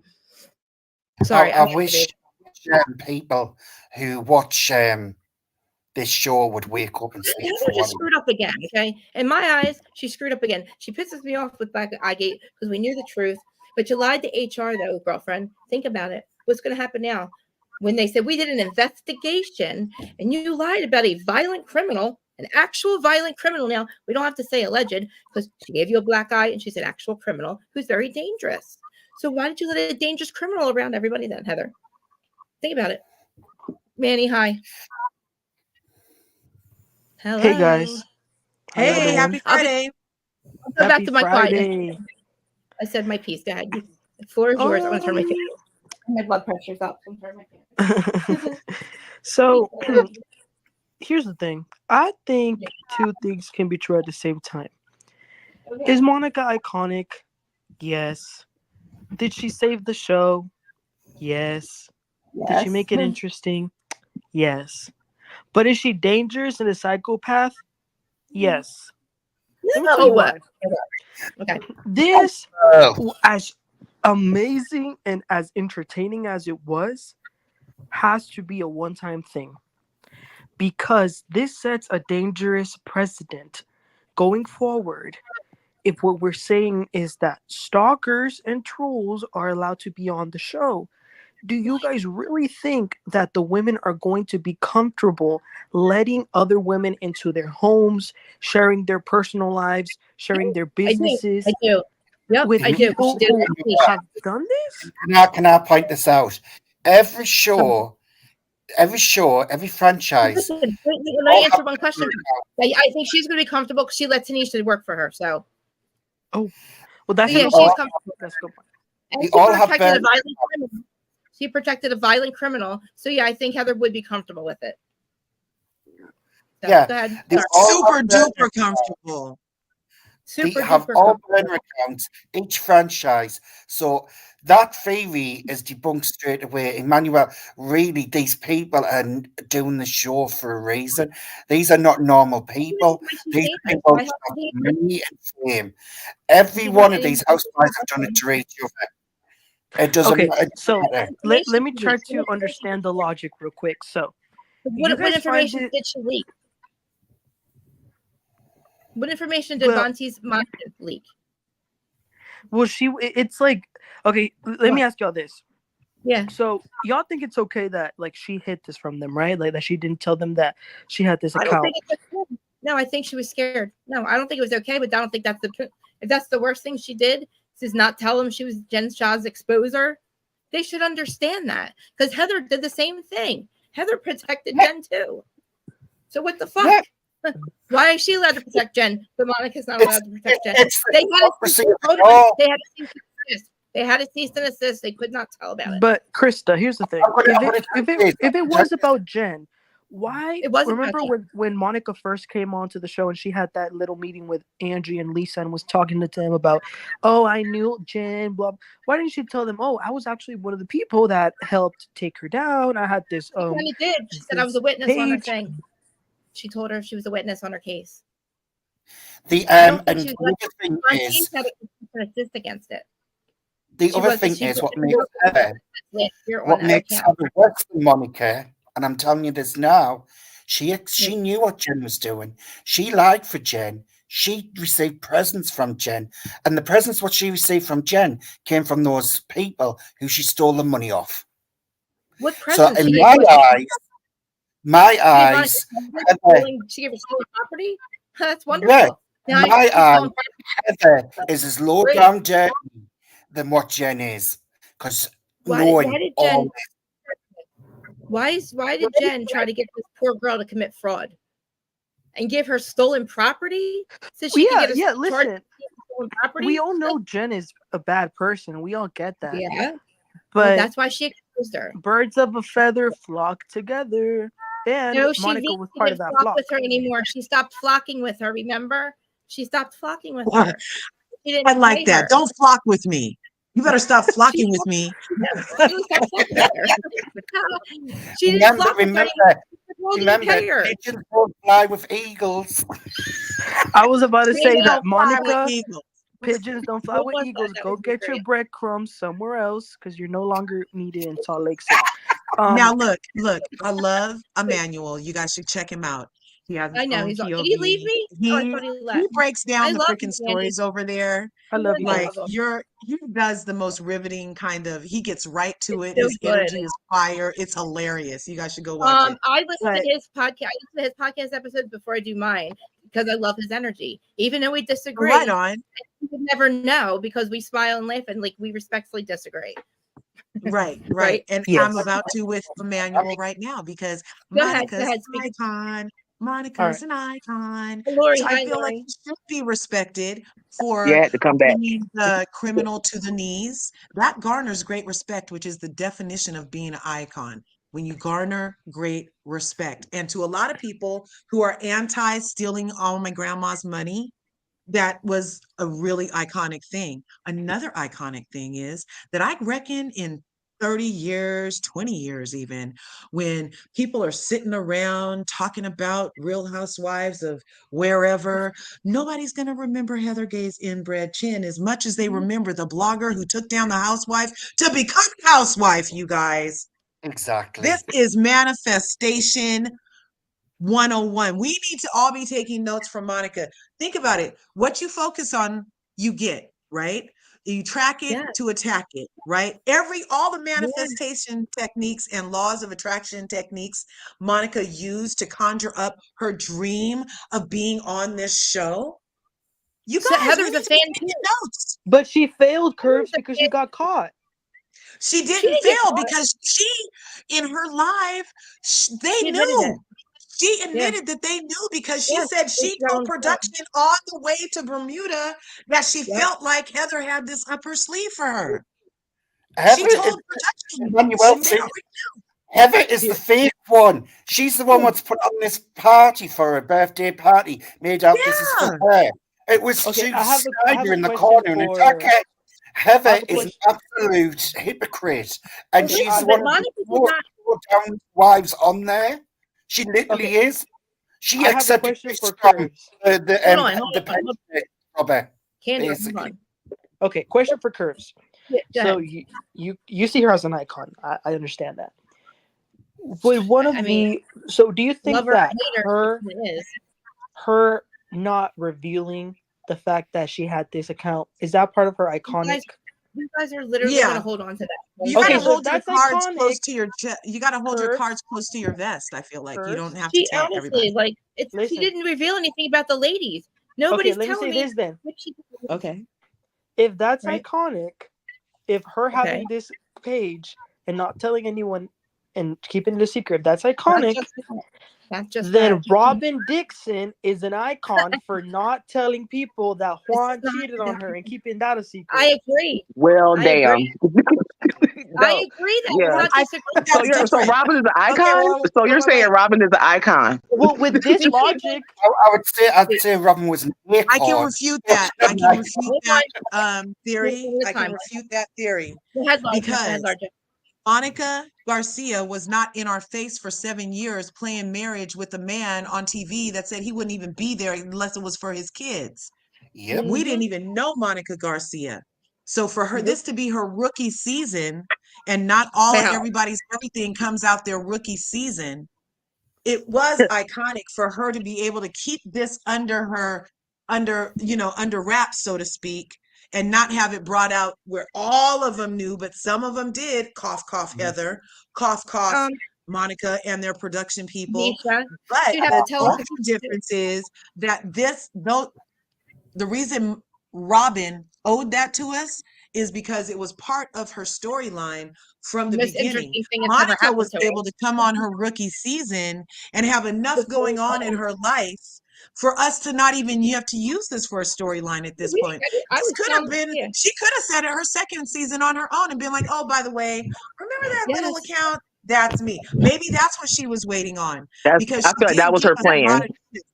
She gave us a lot of truth up front. She gave us a lot of truth up front. But she didn't play in our face for 7 years like she was married to Jen. We are just meeting Monica.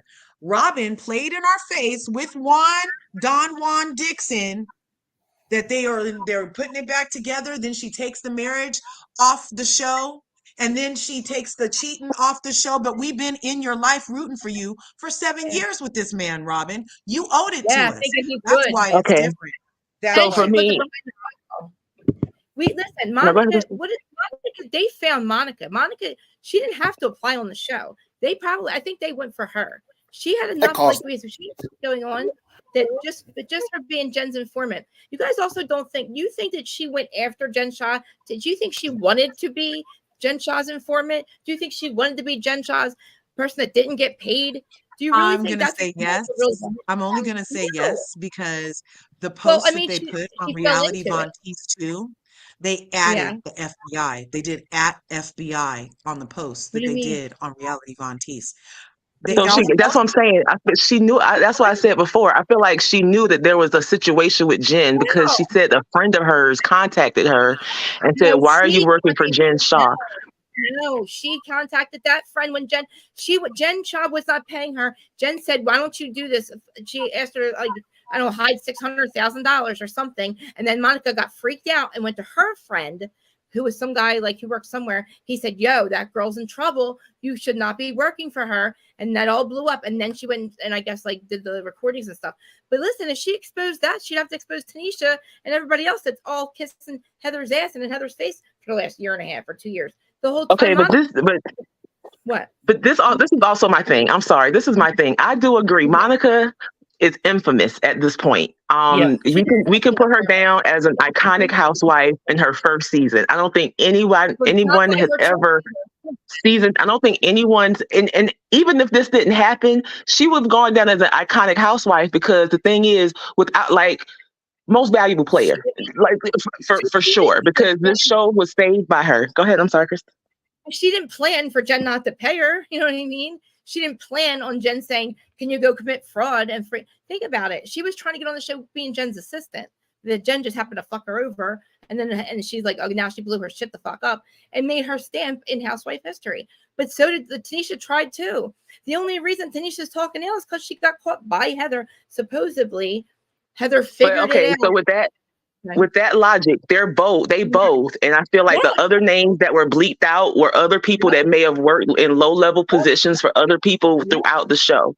And so with that being said, again, everybody in this little group is involved with this account in some way. Now, with that being said, one of the trolls from this troll account has made it onto our show. So now and let me put it in this perspective real quick. All of y'all have your own channels, so on and so forth. If I came in here and caused ruckus, commotion, issue, a problem between the four of you, but Krista knows that I might have said this, that, and the other, and then I'm exposed, am I supposed to are you still going to trust me within your group? That's where it goes back to me for Monica. Because I hear everybody saying Monica needs to come back. Yes, if Monica comes back, and I really want Monica to come back. I want everybody to get what Monica coming back looks like. And the thing is, I want the girl to have a job. And if Monica comes back and everybody hits that stance, I don't want to work with her. I don't want to film with her. The only time we have a filming with her is when we're in a group situation. How does that look? Because no one is actually going to talk to her at that point. They protect the front. No, let's leave Jen Shaw out of this, because I think those women, when it comes to Jen Shaw, I think those women was cool with Jen Shaw. I understand that, but Jen Shaw was in that group, was in that core group to begin with. They had some type of allegiance to her that we don't understand. They felt like they were lied to by Jen Shaw, because Jen Shaw lied to all of us, because she made everybody think like, I'm not guilty. We thought she was guilty. We were looking at these women like they were crazy for continuing to befriend this woman, because who would want to be a friend with Jen Shaw? She was a tyrant. So I feel like when they have someone who reminds them of Jen Shaw in some ways, not that she's thieving or anything like that, but her person, she's loud, she's boisterous, that reminds them of Jen Shaw. I feel like it's a visceral reaction for them to just push her out of the group at this point. That's fucking hypocritical. She never raised her voice. She didn't act like a freak. She didn't freak out like Jen Shaw. She sat at that table. Didn't raise their voice? Wait. Who didn't raise their voice? Monica raised her voice in the very end. But every time they went after her first. Every party, and she sat there. She was calm. She fought with her mom. She made friends with all of them. They were so good. They loved her. You know, the Bahamas, whatever. Heather did all this for her, but supposedly she knew about this, right? She knew about Von Teese before Bahamas. Nothing's making sense. Monica's not dangerous. She's not any more dangerous than the girl that gave you a black eye. You think that this is like some kind of like, Monica didn't plan this. Like, I'm gonna say it. All she did was expose the fraud. I feel like calling Monica dangerous. That's dangerous. I want to see the proof. She talks shit on the other ladies. Where's those DMs at? Me too. That's what I need. Where's all that proof? But you know what, you guys? Monica, we know Monica talks shit on the other girls, because she's admitted that she knows all this stuff on the other girls because of what Jen Shaw said. And that's also why they don't trust her. That's another reason why they don't trust Monica. Can I say one thing? Jen Shaw gave them all the information. I'm sorry. Go ahead. Can I say one thing? If you remember at the finale, Lisa Barlow, who, listen, I'm no fan of her. I don't even like her. But in this situation, I got to agree with her. She said, on the finale, she said, so what? Are you going to secretly record us and post it when it's convenient, when you're mad at us? And then look at what happened yesterday. Monica recorded her own mother. Who does that? That's so she proved their domestic violence between her and her abusive mother. That was never supposed to get out. That was something between her and her best recorded friend. her own mom, and the video kind of made them both look bad. It made Monica and the mom, because it made them look like they were. The show. It made the mom look like she was in on it too. How dare her release that? That is nothing to release. That's something to be proud of. Who released it? Tanisha. Tanisha swears she didn't. Tanisha swears she didn't. How did Tanisha get the video? But how did she get the video? Monica said she gave everything to Heather. That's what she said. She gave everything to Heather. Wait, how did Tanisha and Monica were good friends, and Monica was upset about the situation. That's why she had the video. That was just supposed to be between two best friends when Monica was upset about something happened to her mom. You're not supposed to release that. That's nothing to do with the fucking show. It's pissing me off. They all went after Meredith. Where's all the fucking where did Monica go wrong? Where's all the DMs that were so bullying, so dangerous? Where is all the fucking proof that you screamed at Meredith for 3 weeks and you had to believe one or the other? You wasted our time. Where is it? Monica did nothing wrong except she exposed her fucking some fraud girl who tried to get her to quit. And then plus, can I just say real quick? Tanisha's the one to continue. The internet troll An internet troll, the definition, you know me in etymology, the definition of a troll is a person who posts or makes inflammatory, insincere, digressive, extraneous, off-topic messages and try to provoke others into displaying emotional responses or manipulating others' perceptions, thus acting as a bully or provocateur.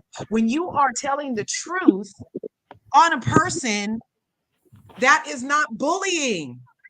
You're not being a bully if you're using a video of the lady cussing you out to expose the lady as a cusser outer. So they're throwing these words around like she's not a troll, she's not dangerous because she did not harm any of the other ladies. She didn't harm them. And these ladies all talk trash. They all get on their Twitter. All of their thumbs do a lot of talking. So even if she did say something as a blogger on her other job she had before she got hired on the Real Housewives of Salt Lake City, they're not entitled to all of your, when have we ever seen a housewife come on and be like, well, I used to be a waitress when I was 16. And then after that, I went to da-da-da-da and da-da-da-da and like do their whole resume for the people. Never. So why would it be something that Monica did wrong now when nobody has ever given their entire resume year one as a rookie? Yeah. What is her resume? I don't see what's wrong with her resume either. She exposed the fraud, and then you guys protected the fraud. And you actually lied to Bravo about the fraud that gave you the black eye. Who's the fucking dangerous one? That's more dangerous than what Monica's done. She's a dangerous criminal. Dangerous. That they knew she was dangerous, and they hid it. And the battered one with Stockholm syndrome. That's dangerous. That's the thing. Then why are people sitting there saying Monica's so dangerous? She didn't give fucking Heather a black eye. Jen did. But you know what? She still hasn't gotten paid, and Heather never paid her back from the Bahamas either. So really, and she shouldn't, because Monica owes a lot of money to Beauty Lab. But when it comes to Heather, I see Heather very differently than you guys. The way I see it is like this: she was a follower. For years and years, she had this woman, Jen Shaw, who she felt like she had to be under her control. She felt that she had to do as Jen Shaw said and that she could not go against her. On the finale, with Jen Shaw being gone, I saw a Heather that was not going to deal with it anymore, who was going to call truth as it was. And when she called those ladies onto the beach and told them what the plan is for dinner, and Heather let that, I saw Heather emerge as a great leader. What? What? Heather is the leader we needed. She has emerged. She's done being a follower. The one who, Dana Wilkie revealed who Von Teese was. Heather, you didn't reveal any new news, okay? It was not new news. It's not iconic. Come on. I mean, come on. Really? You really think if we didn't know it, maybe if we didn't know the other information, right?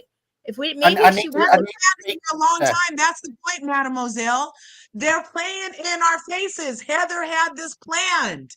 I need to speak to Emmanuel. For a long time. I really need to speak to Emmanuel, Krista Larger. Emmanuel, you are going out on a limb here for your future mother-in-law. Seriously, boy? Okay, so wait, I do have a question though. So if Heather planned this for a long time, if this was the whole plan for Heather, at this point, Monica made this show for y'all this season. Why are we not trying to like make it work as well? For next season. We are. The fans are, but they are not. Like that group, they seem like they're not. Because they're not going to reveal all the stuff that they bitched at Meredith about. They were like, think about it. They almost fought Monica in the finale. They were screaming at Meredith. They wanted to get off the boat with her. Whitney's crying, I can't be in the same room with her. What did she say, Whitney? I want to see the shit that you were so upset about. It's making me so mad that nobody will answer that question for me. Where is the shit that we were fucking like yelling at Meredith about? Meredith was crying to Seth. She's like, wait a minute. I don't know what you guys are talking about. Where is all those DMs and what is it from? What account? Who? Yeah. I'm tired of like somebody not answering that question. I still think that's Monica. Sorry. You guys can hang on that she's being a leader. Emmanuel, I like I like that. I get what you said, because I had totally was like, you put Heather in charge after seeing that, right? But I also feel like you said specifically that scene on the beach made you think that she was a leader, but why didn't she lead them to the truth of who gave her the black eye sooner than that moment? I think she was Because she was keeping scared, and she was suspense. still in a toxic relationship with Jen Shaw. Oh, well, that's she was still like I feel like she was in an abusive relationship with Jen Shaw. That might have been her first like sock to the eye, but like she allowed Jen Shaw to constantly abuse her verbally, and she took it. Like, so I feel like Monica didn't. Monica and I didn't feel take like that's what this is with Monica. That's what I feel like this is with Monica as it relates to Heather. No, Monica didn't take the abuse. Heather did. Well, you know what? No, I understand that, but I'm saying I feel like she equates. I really feel like she equates Jen Shaw and Monica.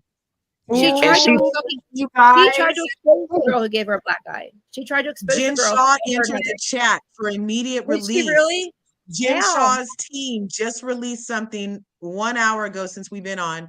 What it's is dated, it? Dear fans, media commentators. I'd like to begin by expressing how thankful we are on behalf of Jen Shaw and her family for all the positive, heartfelt messages sent out over the past year. Jen has received thousands of handwritten letters, including blah, blah, blah, love and support from the fans. Jen looks forward to continuing her journey, blah, blah, blah, after she's released. As a representative of Jen Shaw, I understand the emotions are high right now, and a lot of misinformation is being put out to the public maliciously due to the decision that was made back in January 2023. The decision was not to move forward with a one-on-one interview and a mini series, a decision that involved Jen choosing her own personal mental health, the well-being of her family, and her promise to the courts to do what the right thing was as she repays her debt to society. Now that certain terms have been disclosed publicly on a radio show, I find it important to make transparent and true events as Jen closes the door on this toxic relationship with the network and production company. Just a month prior to Jen's sentencing in December 2022, NBC, Bravo, and Shed Media approached Jen Shaw in connection with a one-on-one interview with Andy Cohen. The one-on-one interview would take place in her home as they discussed the particulars of her case and the relationship with the other ladies on the show. Due to the holidays and the looming sentencing, Jen elected to spend time with her family and continue to abide by that of her legal representation, which is why she didn't do the Salt Lake City third reunion. After sentencing terms and learning her fate and weighing certain clauses in the agreement regarding exclusivities and misrepresentations, a common term in reality television, contracts, Jen respectfully declined This girl's taking so much the time. offer, and the message was relayed back to them. Okay, so from there began a host of unknown and direct calls from production and network executives, attorneys, and other relative parties about the opportunity and threats of exclusivity with the Real Housewives of Salt Lake City. We were told that, you know how much, oh, sorry, there's music on it. We were told how much of an honor it is to sit down with Andy, these calls and emails. And so Jen had to release a statement. As much as Jen enjoys delivering great television, the reality of the situation is that she had less than a month to surrender.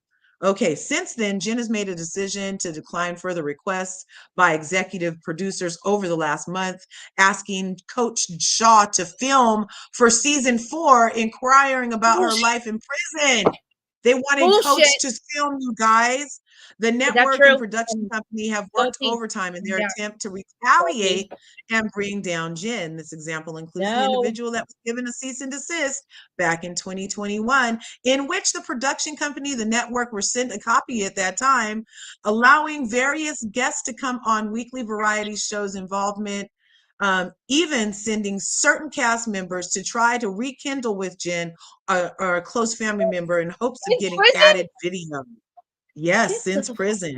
These instances were all met with a no by Jen.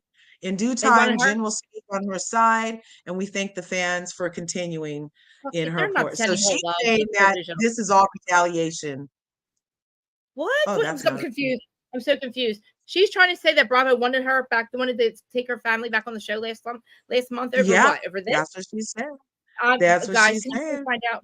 There's a bunch of podcasts watching. Can you guys please find out if that's true? Jen Shaw's trying to say that they wanted her. Okay, what does that have to do with this now, though? Nothing. She didn't even say anything about this specifically. Well, she's fucking But yesterday, Jen's team said that if the final cut of the reunion makes mention that Jen is the one who gave her the black eye, they're gonna sue. They already did. They revealed it already. It's too late. Now what? You're gonna sue Jen? She already revealed it. We don't need to do it on the finale. She revealed it on the finale. I mean, the reunion. She just did it on the finale. So what are we waiting for? Start suing. I guess she doesn't want it to be revealed again. But I'm just gonna say one more thing. It's already revealed. She lied to fucking HR. It's over. You're in prison. Goodbye. Nobody cares about your stupid statement. Why do we care about that statement? Nobody's reaching out to her. Sorry. I'm Love just you. gonna say one more thing. Love you. Go ahead. I am okay with Monica returning next season as long as I have two things for her. Okay. She doesn't turn on Meredith again like she did this season. Because remember they had talked about Angie and the mafia, and they talked about that confidently, but then she went and told them. So don't turn on Meredith is my number one rule. And number two, she must bow down and apologize to Heather. I'm okay if she Lisa and Whitney. Apologize to Heather. Bow down. I cannot deal with you. I can't deal with you. Emmanuel, our daughter is not that hot. I will find you a hot girl to be on the beach in the Bahamas, right? She go to the Bahamas and do it on the beach and kiss Heather's feet and stuff. Maybe give her a foot massage. Like, I apologize. I'm sorry, queen. I'm sorry, you're the queen. You win. I'll bow down to you, Heather. Yep. And then Meredith too. Then we have Meredith. The most critical person on the show. I also think the path for Monica to stay on and like whether these women like it or not would be Whitney. I think her if she I understand that. But in reality television, specifically on these housewives, you have to have somebody to film with. And I feel like if her and Whitney seem to be closer in age.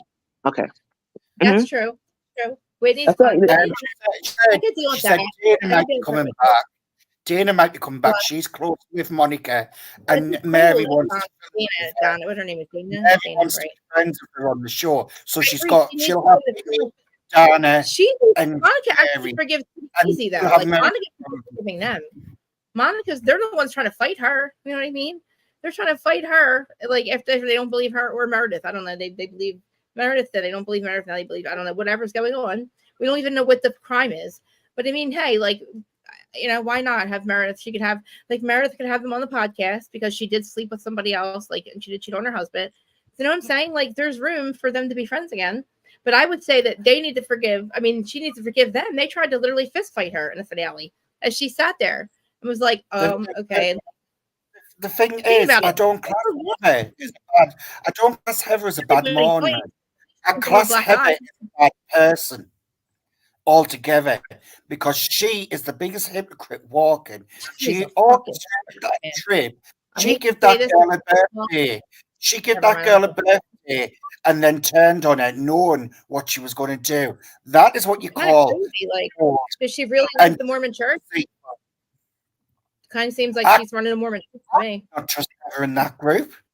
That's the one person I couldn't trust in the group. You have someone working for you, your hairdresser, who you probably tell everything to, who's secretly recording her friend. I think we've established that Heather is a bad judge of character based on the friends that she has and the people that she chooses to keep around her. That's also why I feel like Whitney and Monica would be a great duo on the show to deal with the Lisas and the Merediths and the Heathers, the self-righteousness specifically that the three of them tend to have as it relates to, especially how how they view Whitney in the past. But yeah, I just feel like I just feel like her in to stay and actually still make ground with the rest of these women would be Whitney. Let me ask you a question. What would happen if the producer didn't hold back the ladies that were trying to fist fight Monica? What were they going to do? They were literally had to be held back. Were they going to fight her? Like, they were going to do something. They were going to do Nothing, because something. because when Monica told Angie, throw the flowers, just throw them. She didn't do anything. Like because they held her back. Bravo had to come out and hold them back. They didn't hold her back. They didn't hold her back. She put the flowers down. Like nobody took the flowers out of her hand. That was Why hilarious. Was she so mad anyway? Monica deserved her flowers. I'm telling you that. She deserved her flowers. And she had no right holding them down. What were they so mad about? I don't understand what they were so mad about.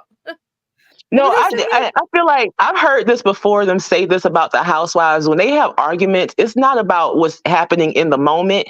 It's about how much camera time you're getting, how the popularity that you're getting. And I feel like that was an element of that with Monica. Because, I mean, like I said before, Monica came on this show and made it look easy, like the fortunate relationships.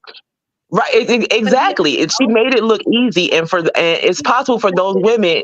In that moment, they were just like, okay, I have my opportunity to take my actual frustration out on the fact that the production loved her. It looks like she's going to be loved on the show. She's making good TV effortlessly.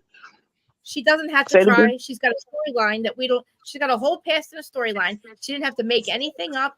She's gorgeous. She knows how to market herself. She's young. She's got everything that Bravo looks for in a Real Housewife. The shadiness of what she did. She tried to get with Jen Shaw. Everything she's doing is what they look for.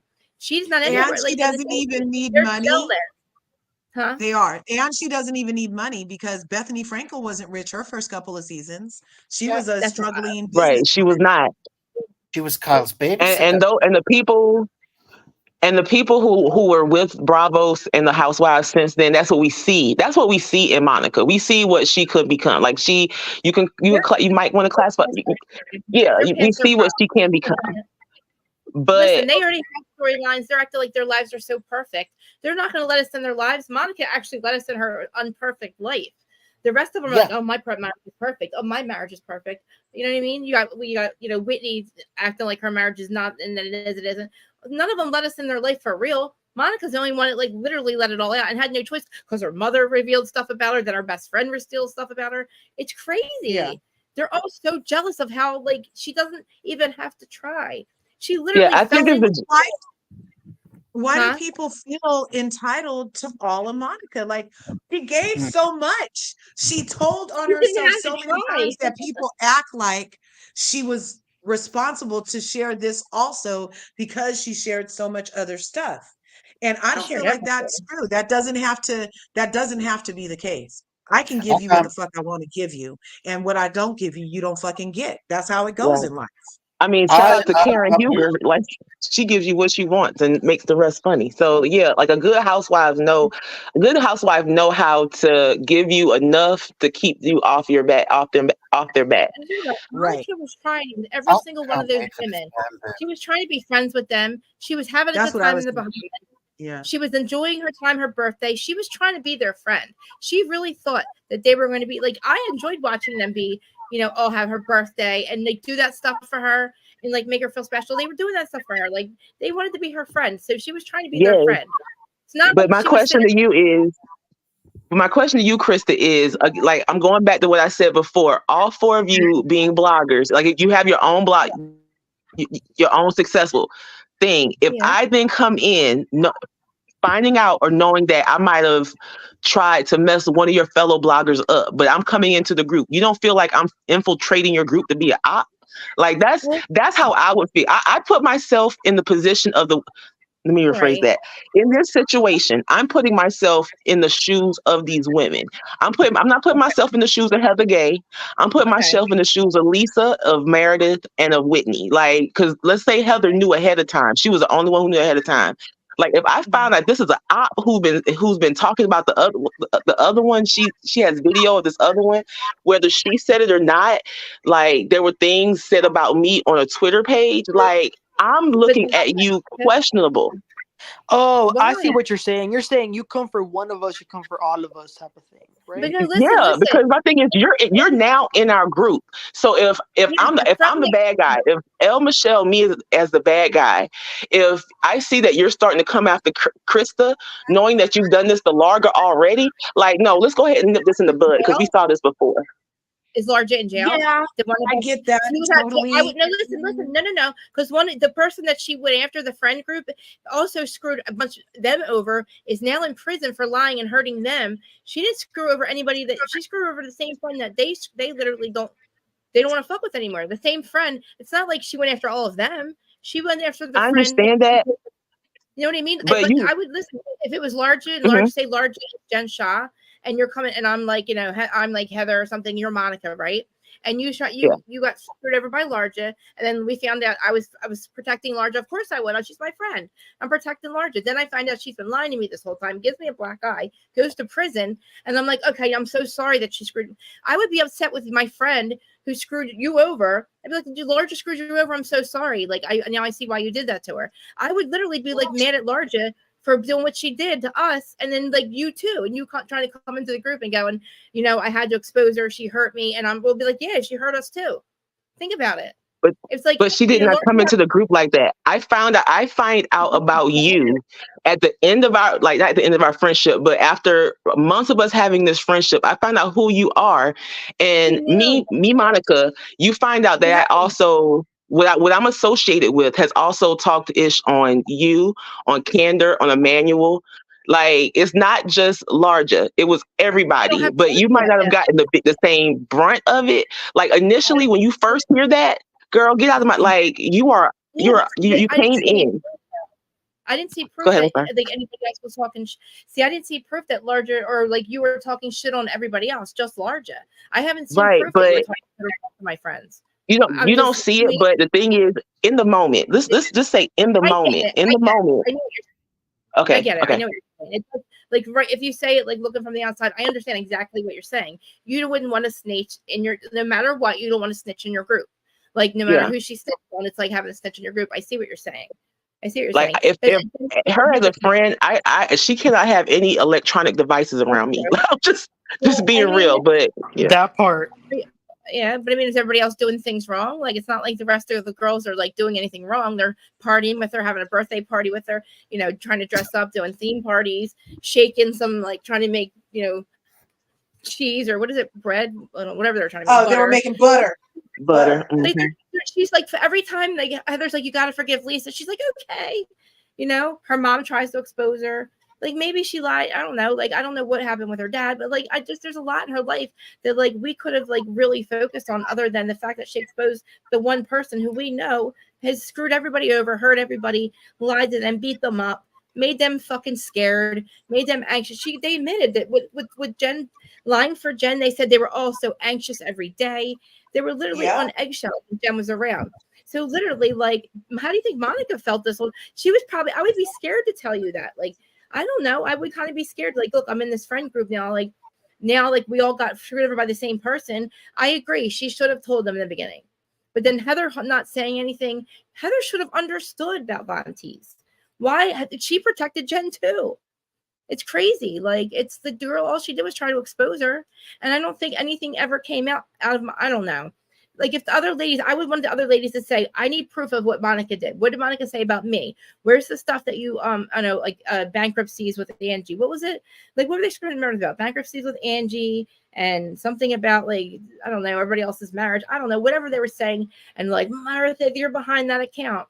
Where's all those accusations at? Like, was she really that account that was going after the other ladies? I don't like, maybe Meredith was the person that was like, where's the other account and who was running that?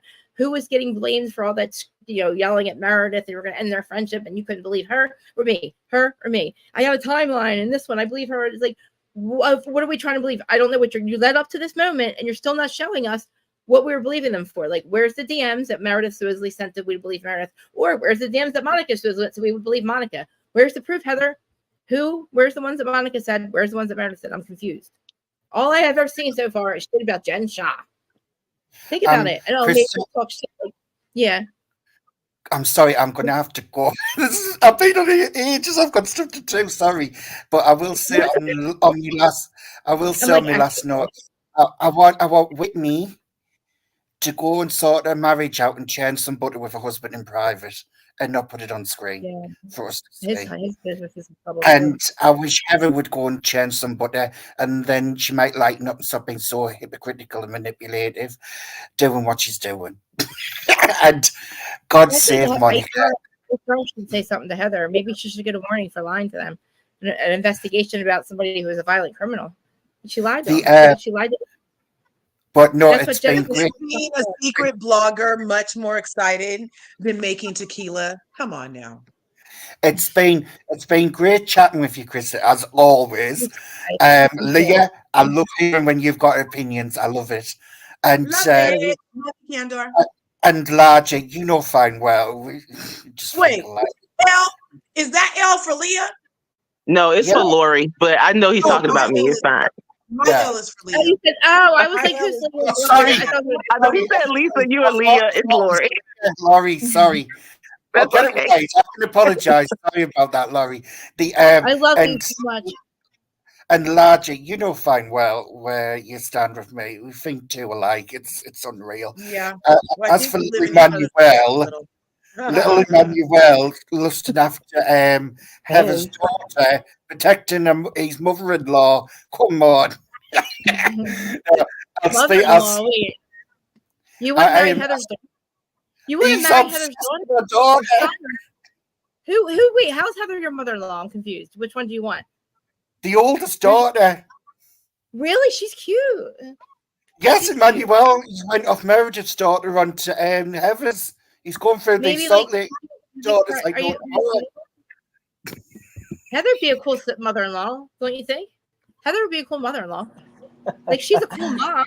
Like you give her a black eye.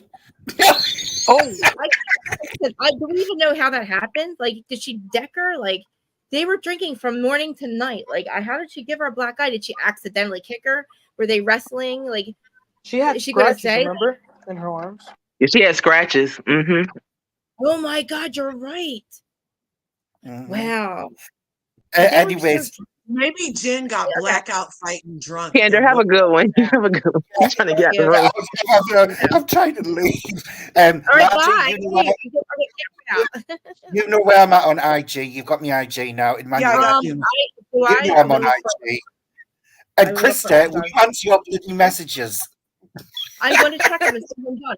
I literally been up since 3:45. All right, and I got ready for here. Now we've been on this for 4 hours, so I'm like ready to die. As soon as I get off, I'm gonna eat my M&Ms and I will go through my chat. I've got to go feed me cats. They're hungry. Yeah, right. I'm glad that we all respectfully disagree all the time or agree. Yeah. See you in a bit. Bye. This has been an excellent conversation. I'm gonna follow Candor's cue. And I'm going to go be productive the rest of my wonderful 5th day of 2020 motherfucking 4.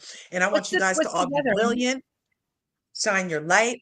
What'd you say? Who's the Heather? What's the weather? What's the weather where you're at? Oh, it's 57 degrees. It's been pretty freaking cold out here in California. 57 degrees right now. Yeah.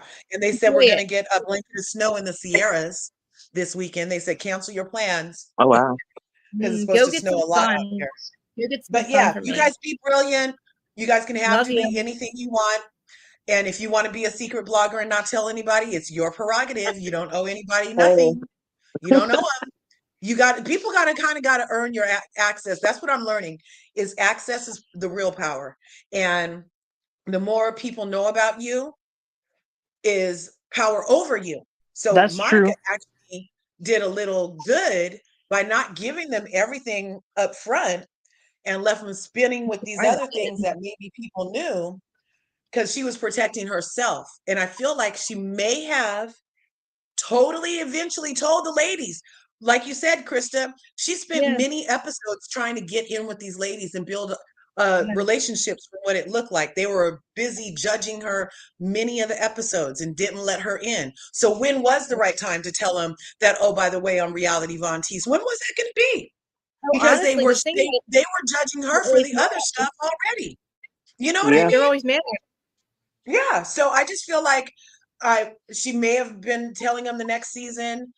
The production did see Monica Fowler's name on the cease and desist that was sent in 2021. Oh, yeah. Monica Fowler did end up applying to be on the show. Bravo does know who she is. If they did a basic background check, her other So does name the- would have came up. You know what So I does the mean? Fed. So nothing is really that much of a secret. Heather put herself in charge of finally She telling the lied to truth you. on who gave herself a black eye, because that's the only thing she really did was tell on herself, because that Yeah. other part wasn't her business to tell. She needed to let Monica tell us when she was going to tell us. And if you guys would have STF long enough to get to know her and stop telling her that she treated her mom evil, then maybe she would have got a word out and been able to tell you guys.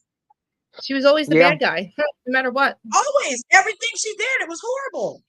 Like, how could she If tell you them? Actually, yell at me, do you think I'm going to tell you something else to make you yell at me some more? Oh, yeah. Especially try to fight me over it. Huh. Yeah, that's crazy. And I saw On what my that birthday. Did you say that in the comment? How you wish?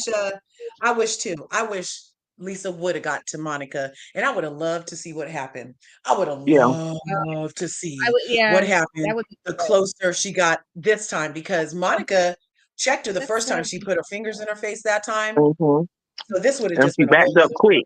She did, didn't she? She was so mad. So, what did they? But I appreciate you guys. Love you. Yeah, I'm gonna slide out too, Larger. I always enjoy talking with you, but I'm gonna slide out too. Right but on. I'm gonna say this: the one thing I wish they would stop doing on this show is playing games. Like, if Monica just would have yelled out, "No, we're not playing any games," she would have been safe. So that's the or Bravo stops playing with it too, like holding stuff back from us. Like, there's a lot we didn't know about, like the backstory about her falling and all that crap. You know what I mean? So yeah. Thank you. But y'all have a good one. It was nice talking to you too, Emmanuel. All right, you guys. Y'all take care. See you later, Emmanuel. Bye. Okay, guys. Bye. All right, lovers. They go to. All right. Thank you guys for watching 3.5, 4 hours. I mean, I know we could probably talk about this for even longer. Like I keep saying, I know we're getting all activated. We all do respectfully disagree. I mean, we're not a cult. Bravo's not a cult. If we all agreed, that would be fucking weird. And it would be boring if we all agreed. Think about it. So it's great to have different perspectives, because I don't always think I'm right. So that's why I'm here. And I'm not a cult. We're not a cult. So like, I like different perspectives. That's why I like a lot of different people come up and say, and that's why I just stay quiet. But I say my piece, but like, I just can't get past Heather. She made me mad about the black eye stuff and the Jen Shah stuff. And now it's like Jen Shah's taking so much time off our lives. Like, oh my God. If Bravo really wanted her back, I got to find out if that's true. Please, guys, everybody in the chat, I love you so much on this side, on Facebook, on Twitter, and on YouTube, and on Instagram, all the podcast people watching. I love you. Thank you so much. Find out if Bravo, did they really want Jen Shah back? Because why not? If they wanted Jen Shah back, I really doubt she'd say no. That woman has never made a good decision in her life. I doubt she'd say no. Okay. She's very greedy. All right. Love you guys. I'm going to go. Thank you so much. Oh, I'm sorry. And then who side of your own podcast side? I'm definitely keeping this up for you guys. Please just look in the chapters. It's too late now, but I'll tell you in the beginning. I'll put a pre-roll in there. So you guys, there's always chapters on the podcast side. So you don't have to listen to all our rhetoric, because we do go on and on and on, but it tells you everything we talk about. And like I said, I love everybody's opinions. Everything's valid. We make valid points, and we show different perspectives. Like I said, we're not a cult. So I love hearing all of it, and I love talking about it. And thank God we don't like go crazy and fight about it. All right, guys. I love you. Thank you. Do all them thingies for me. Let me end this over here too. I did have to do a separate bye guys. I love you so much. I'm gonna wave to you on. I couldn't get the stream to stay on. I can't get this. Now I can get it.